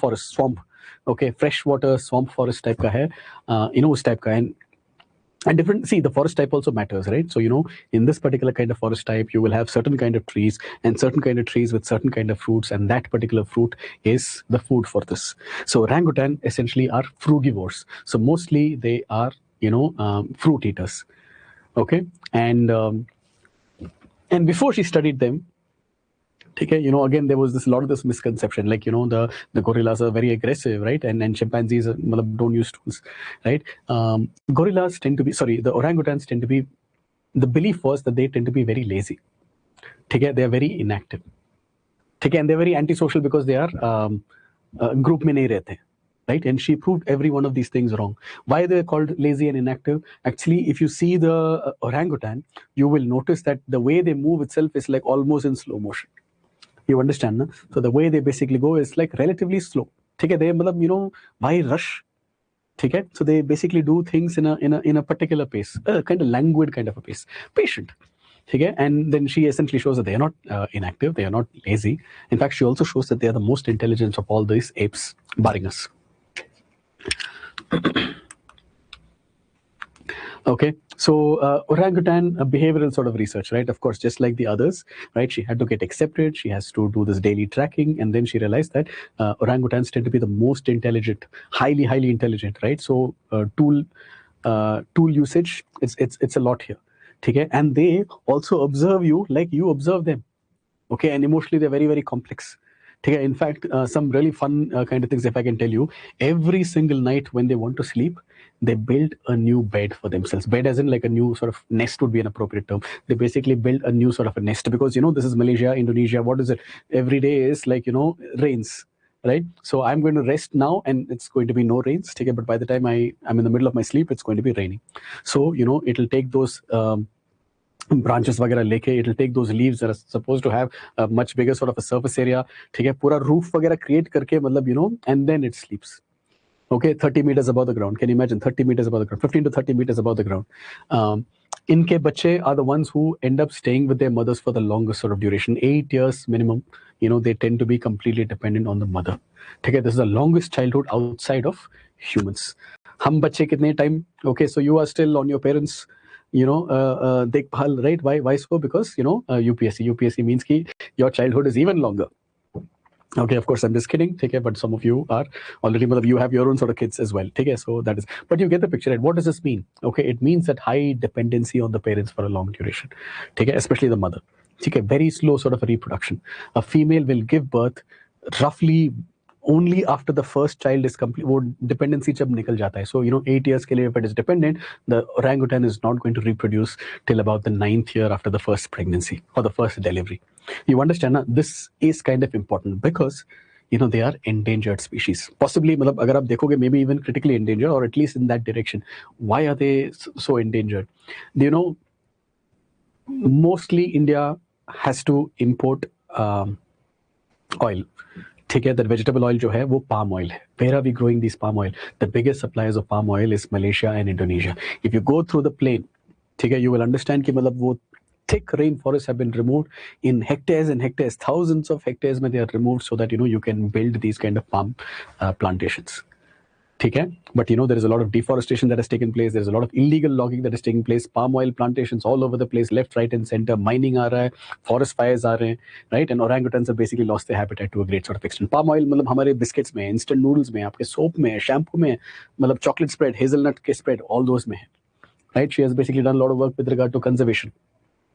So with regard to conservation, again, she ends up contributing to a great extent in just like the others, right? The point is, it is because of her that this, we know about this illegal logging, the palm oil plantations, and so on. We just talked about rehabilitation and release sort of efforts, right? So I told you rehabilitation. Many young orangutans, if they end up becoming orphans because there is some sort of a poacher who's killing the mother. Infants are going to be sold illegally. If you see, there are these kind of orangutan schools bhi hai aajkal. How teaching them to climb, teaching them to be scared of snakes, teaching them to sort of build nests, teaching them to avoid humans, teaching them ki ye good fruit hai, ye bad fruit hai, and things like this, right? So the people are also is camp mein you have people who are caretakers, who are unke mother type ke figures hai. Education sort of initiative, right? So again, it cannot be that it is all limited to you. It has to essentially go to others as well. It has to reach me, it has to reach you, it has to reach your schools and colleges and universities, so that we all know about the orangutans, right? It cannot be like 50-60 years earlier where we don't know much about this kind of species. If we don't know much about a particular species, how do you even help them? It is useful because it tells us how close they are to us, how dissimilar they are to us, right? From evolutionary perspective, we can understand, but also in terms of conserving these kind of animals. And the last one is when it comes to legacy, especially the longest sort of research that has ever been done in the wild of one particular species. It is this. She created this Orangutan Foundation, OFI, Orangutan Foundation International or something like this. So it basically works in habitat ko protect karne ke liye, orangutan ka rescue karne ke liye, and basic education related things. So Tanjung Puting, it's a very prominent sort of a name for protection, right? Many of these forests, thousands of hectares of forest were preserved because of the kind of work, right? She's even called as the mother of orangutans. In Borneo, Tanjung Puting with 50 years. Can you imagine doing one particular forest may being there for 50 years, right? How many would actually stay in one particular place for 50 years, let alone the particular forest? Okay? So all this has been done. So overall, Biruta Galdicus, she has definitely been the person who has given us a good understanding of orangutans. Okay? She was the one who taught us and proved to us that they're intelligent, they are slow reproducing, they're highly vulnerable, they're endangered, right? How their life is. She built that Camp Leakey, long-term field study, activism, rehabilitation, education, all these kind of things. So together with Jane Goodall, Diane Fossey, she completed that Primates ka, that triad. Okay, 97% similarity with humans. DNA-wise. You understand, right? So it is important that we understand who are the contributors to this particular field. So everything that we know about different kind of species, you will understand there is decades of hard work that has gone in, lots of sacrifice and lots of passion. I don't think if you ask them, did you sacrifice your life? They will say, no, I lived my life, right? I'm so passionate about these kind of things and I got to do it, right? How many people would ever be able to sort of explore something? Do I want to do this or do I not want to do this? Right? They will not even know because there's no way, most Indians are even ever going to give this a chance. right? But some have opportunities. They've done great things, and it is because of them that we know so much about these kind of species. Is this clear? Camp Leakey, from Louis Leakey name. Good. Named after Louis Leakey, right? Named after Louis Leakey, primate. Exactly. Okay. SKS says, in that punch come monkey. Okay, the punch was the monkey, the Japanese macaque, and the toy, the stuffed toy, that orange toy, was the orangutan, right? So that's good, SKS. I think you are the only one. BK also mentioned that. Great. NB also mentioned it. Good. Kishan also mentioned. I guess RC mentioned it. SS mentioned it. Good. Okay, so that's excellent. Yes, I saw one of the orangutan schools in one of the documentaries. Right. What is it called, if you remember? I don't remember the name of it. Okay, so everything that you have learned, we know it because of MEVAT, the primate ka definition. Everything that we have seen in terms of that, lemurs, lorises, tarsiers, okay, New World monkeys, Old World monkeys, your lesser ape or gibbons, okay, then you have your orangutan, then gorillas, then chimpanzees, bonobos, humans, right? So this entire thing we know because of the works of many of these kind of scholars. So you should know, Jane Goodall has already been asked. When I used to teach it for the very first time, it's not directly part of the syllabus. Okay, everybody's like, ye kyun karna hai? We'll only do the PYQs. Nahi, that exact 2-3 years later, they had asked that particular question. Only my students were able to sort of attempt it, right? So it's very important. Always understand, whenever you're studying a field, right, you've got to understand who are the contributors to that particular field. Why do we know all of these kind of things, right? It shows respect. Okay? Your anthropologists, your evaluators are going to be studying these, or teaching this for like decades, right? And if you know that, you know these, right? So they'll feel very happy when they read your paper. Okay? I'm training you to be the rank number 1. Okay, optional may you have to be ranked number 1. I want you to be like single digit sort of a rank. We were able to do it last year. Okay, I wanted you also to be in that same kind of thing. Okay, varna to matlab anthro is very, very easy, but to be in the top 1, okay, or in the top 1%, that is definitely a little bit of a task. But wo hum karenge, right? That's what you want, right? Ready to do the hard work, provided because that's the kind of reward that you're looking at. Okay, so we'll do this. So this is going to be a primate. So we'll continue this. What we are going to do is that we're going to study the other sort of primates, what they look like, right? What are some of the kind of features? How are we different from them? What is the evolutionary sort of trend? What are the similarities? What are the dissimilarities? Very, very interesting aspects. Okay, so chalo. I'll see you guys. Bye.